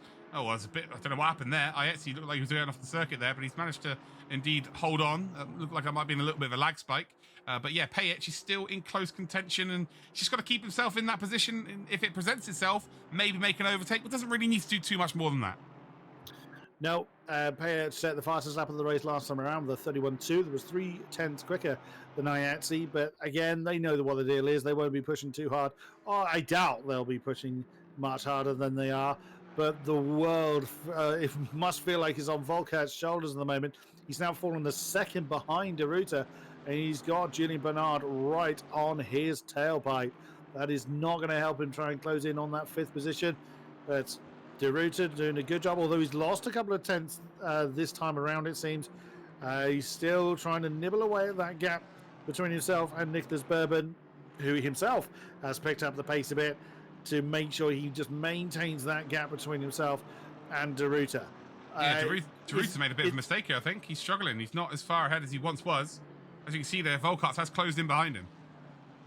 Indeed. I'm just wondering whether a tiny mistake can cost you 2 or 3 tenths, and suddenly you're in a whole world of trouble when the pack is this close. So it could be absolutely anything as we start the next lap. as DeRuiter just catches that apex at Paddock Hill Bend. He's still looking at Bourbon, but he's more focused on keeping Volkas behind him. And Volkas has really closed in this time. Volkas gained 0.4 of a second from DeRuiter. I didn't see a particular mistake from DeRuiter. Maybe he was just being a little cautious on that lap, but that's cost him 0.4 of a second, and that's going to put him right back in the danger zone of being under pressure by Volkas. Yeah, Volkart's then, again, just got to try and get underneath that rear wing of the Aston. Force a mistake here or there. But again, he's got to be looking over his shoulder as well, because Julian Bernard and Richard Warren looks like he's flying at this point. Just did a 32.2 on the previous lap, right up and behind Julian Bernard as well. So again, he's not going to be hitting the optimum in terms of braking and accelerating, although he's going to maybe make a move here up the inside for the double right-hander. Not quite going to be able to. Julian Bernard didn't even think about going defensively there at all. And actually, it's Richard Warren that loses out. Unfortunately for him. Steph Volkas, by the way, is on his quickest lap of the race thus far. So now he's not got the pressure from behind of Julian Bernard and Richard Warren, because they were close. He's now able to push forward here. He's got half the race to go. So he's just been reminded there by Pankasaurus Rex. That is, if you don't know who Gergo Panka is, guys, that is his voice. He races in our leagues. That is legitimately his voice. Yeah, he couldn't sound any more happier to be involved with the game in that sense at all. But yeah, as we head then across the start-finish line here with 7 minutes, 10 seconds to go, it's between Volkarts and DeRuiter. And again, we're seeing this every single time now, Chris, that P5, the battles have been incredible. Like, they've been fighting from start to finish. Yeah, and DeRuiter has answered the call. He's just set his personal best. Actually, so did Volkas, but Volkas was about 0.5 behind or slower than DeRuiter was. So DeRuiter took about 0.2 between the gap between himself and Nicholas Bourbon. So he's still hanging on to the back of that number 11 Aston, but it's just a little bit out of reach. He's not gaining any slipstream. And of course, Volkas is just keeping that Chevrolet very big. Not that that's difficult in itself. Very big in the mirrors of DeRuiter. So that battle is not done. That is going to go to the flag unless one of them bins it. Yeah, 6 minutes, 20 seconds remain then of this race. And Ayetzi now just starting to indeed string laps together. Now 1.1 second ahead of Pajic. But again, Pajic isn't really going to be pushing too much, that's for sure. Oman then in P3 again. He's in the same position here. He's pretty comfortable with a P3. He'll take that all the way to the bank. If you offered that to him at the start of this race, he would have taken it. Volkas gets crossed up, though, as he comes over the hill into the final sector. But just about saves it here and really is on the limit. Bourbon then P4. P4's been the golden position this week. No one's really suffered any real pressure from behind in P4. We've seen a couple of P4's really pushed for P3, but again, they've always been in pretty close contention or pretty happily in the top 5. DeRuiter then is in 5th position, and now he's, if anything, after that little mistake there from Steph Volkas, is able to just pull away here. Steph Volkas then in 6th position. Julian Bernard is in 7th. Richard Warren is in 8th. And then we've got Jack Dyer in 9th position. And to be honest, this is probably the closest the whole field's been throughout the day.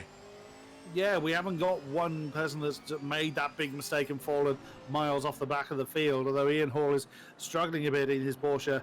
Yeah, but considering his qualifying pace, like Ian Hall is really quite far off the pace in terms of qualifying. But in the race, this is where he's at his best, I guess, because he really hasn't fallen off the pace like you would have imagined in qualifying. And he's now lapping in the 32.7s, which is like 32.7s is an unbelievable lap time. If we get that's to be lapping 32.7 every single lap. Like on this previous lap, that was his fastest lap as well. Like, again, it's great to see all these drivers hitting 30s, 31s. A 32.7 is just still so fast. Yeah, absolutely it is, and fair play to him. It's because he doesn't have the capital letters in his name. That's really what has let him down. Yep, 100%. He was warned. He was warned. If you don't have capital letters at the start of your first name and last name in a racing game, that's it. I'm not a fan. You can't agitate the Atrovision. I mean, really, that's a rule that shouldn't need to be written. It just is that making about accepted. Me? Isn't that not a general consensus? If you need to have a capital letter at the first name and second name? Come on, that's not just me, is it? Surely. It's just general 101 life. So, but he's hanging on in there. He's closed in another 3/10 actually off the back of the McLaren of Jack Dyer. So he hasn't given up, and fair play to him. And that's something we've also said. We haven't seen anyone just think, no, I've had enough. I've had a bad run and just pack it in. They've all seen the flag. Everybody that's taken part has made it to the end of the race. And Volkas is still doing his best. He's taken 2 tenths out of, or 1.5 tenths or so, out of Mark DeRuta last time around. So he's just keeping enough pressure on the Aston to make sure that he can't just relax. He can't just settle into a rhythm. He knows full well that Volkas is there and ready. And Bernard, he's not far behind either. What was Julian Bernard's size? He was a couple of tenths slower than Volkas, but he was nearly matching Mark DeRuta. So Julian Bernard may well still play a part in this battle for 5th before the flag falls. Yeah, absolutely. And again, we've been saying, unless someone makes a mistake, people aren't really going to be able to close in a lot today.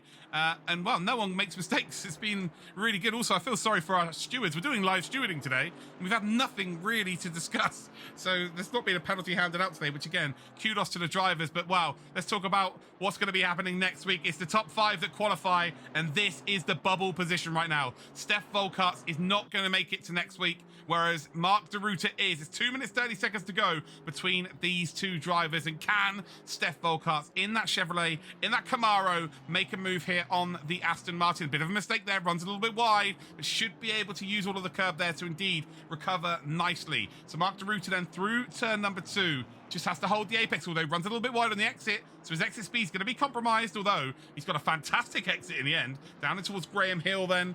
And you can see that Camaro is going to absolutely eat all of the curbs here, but the rear keeps stepping out. And although Steph Volkas had closed up in the final sector of the previous lap, Mark DeRuta has nailed sector 1 here, and he's been able to get a couple of tenths respite. Yeah, that all started from Sterling's bend last time around. Mark DeRuta did not have a good run from that particular corner, and Volkas had a storming exit, which brought the Chevrolet right under the rear wing of the Aston. Also, bear in mind, if Volkas does manage to get that 5th, he'll be the only Chevrolet to have qualified tonight. The rest of the field being made up primarily of Astons and Porsches. He'll be the sole representative of the American mark, which in itself would be an achievement. Yeah, just to confirm, yeah, that would be great to see a car qualify today, but they do get the choice to choose a different car for next week. So they don't have to race in the car that they've qualified in today. So for Silverstone, we're probably, again, still going to see loads of Aston Martins and BMWs, just the nature. A lot of people have picked the McLaren and the GT3, although there is a nice mix of cars.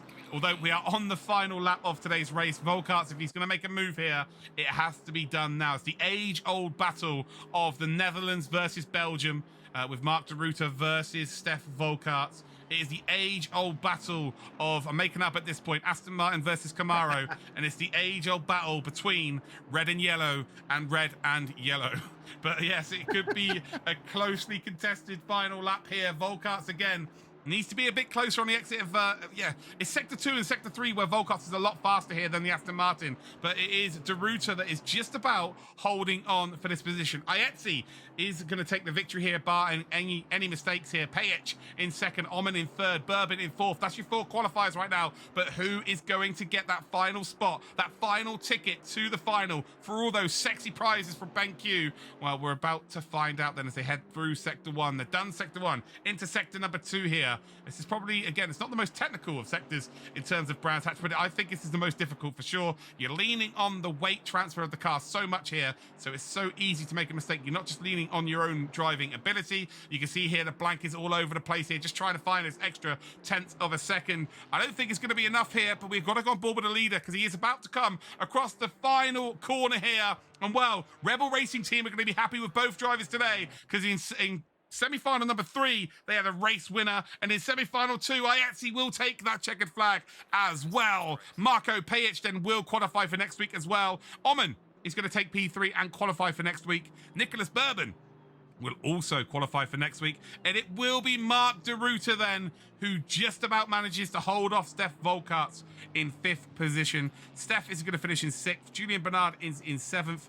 Richard Warren in 8th. Ian Hall in 9th. And Jack Dyer, oh, it looks like he's a lap down, actually. Yeah, he is a lap down, so he must have had to come into the pits then for some sort of damage. He will cross the line. He will finish in the top 10.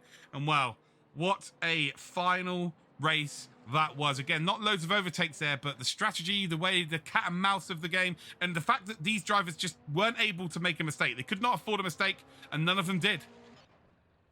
Nope, they played the game brilliantly well. They kept everything as consistent as they could. There were a few mistakes here and there, but very, very few. And again, what a close field that's led us to. If that's a precursor to next week, then next week is going to be something special. Absolutely. Well, let's check out then the official lobby for result then, ladies and gentlemen. And it will be Ayetzi then who takes the checkered flag. So superb stuff from him. Marco Pajic then will finish in second spot. We've then got Jan Willem van Ommen in third. Nicholas Bourbon in fourth. Fifth then for Mark de Ruyter. And then the drivers who unfortunately will not join us for next week is Steph Volkarts, Julian Bernard, Richard Warren, Ian Hall, and Jack Dyer. So let's check out then the semi-final results here. And actually, I need to, unfortunately, just refresh this. There we go. So now we should get the official results then of the semi-finals. So as you can see then, we have got all of our drivers then just popping up into your screen as it stands. And now it should indeed give us a nice little drop of drivers. And you can see that Joe McCauley, Leo Hervenen, Gregor Schill, Jean Papale, and Jesper Eriksson will be our first 5 qualifiers for next week. Dara McCormack, Christoph Machkowski, Axel Petit, Daniel Sedgley, and Alban Bouquet will indeed qualify for next week as well. From semi-final 3, it's Daniel Savini, Sean Arnold, Niels van der Koekelt, Jacob Charcot, and Kieran Prendergast, who will indeed qualify from semi-final number 3. And then lobby 4, Simeone Ayetzi, Marco Pajic, Jan Willem van Ommen, Nicholas Bourbon, and Mark de Ruyter will be your final qualifiers then. What are they all going to be driving for? Well, we've got some unbelievable prizes for them to win. So there's 2 classes of car next week. We've got the GT3s. They've all been invited. Some of your favorite drivers from around the world of content creation in terms of sim racing ability, and indeed a couple of real life drivers as well are battling it out for the prizes here. 3 times BenQ EX323R monitors. That's a set of triples, ladies and gentlemen, in today's money. Sim racing monitors. For second, you win yourself a BenQ EX351R curved monitor. And then for third, it's a BenQ EX323R curved monitor. And again, that is not only for GT3s, that is for GT4s as well. What a day then, Chris.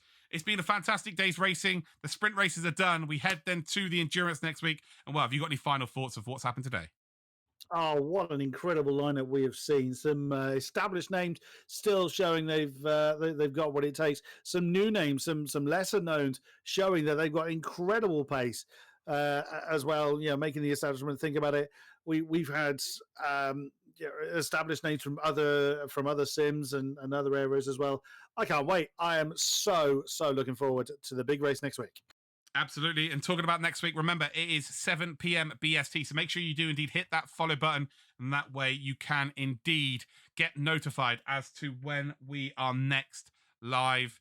So next week it'll be 7 p.m. BST. It's going to be 30 minutes of qualification. How that's going to work is the first 15 minutes will go to the GT4 cars. And then once the 15-minute mark hits, the GT3 cars can come out. GT4s can finish their lap if they're on a final lap. And then it's all about the GT3s. And then we have our qualifying. Then it's 2.4 hours of racing. We could have any kind of weather. It's going to be a couple of mandatory pit stops. It's going to be really, really exciting. But that's it from the qualifying day. We're back next Friday for the final. I've been Luke Crane. I want to say goodbye to you, Chris. Thank you very much. And we will see you next time for the conclusion of this incredible event. There we go. And well, yeah, we'll see you next week. Thank you to anyone who's shown support in the chat. Of course, you guys can understand as to why the alerts are off for these events, but it's fantastic to see you all indeed still show that support. So thank you very much for watching. I'm going to be back next week with the BenQ Challenger Cup Season 3 finale. It's going to be an absolute cracker. See you next time. Bye-bye.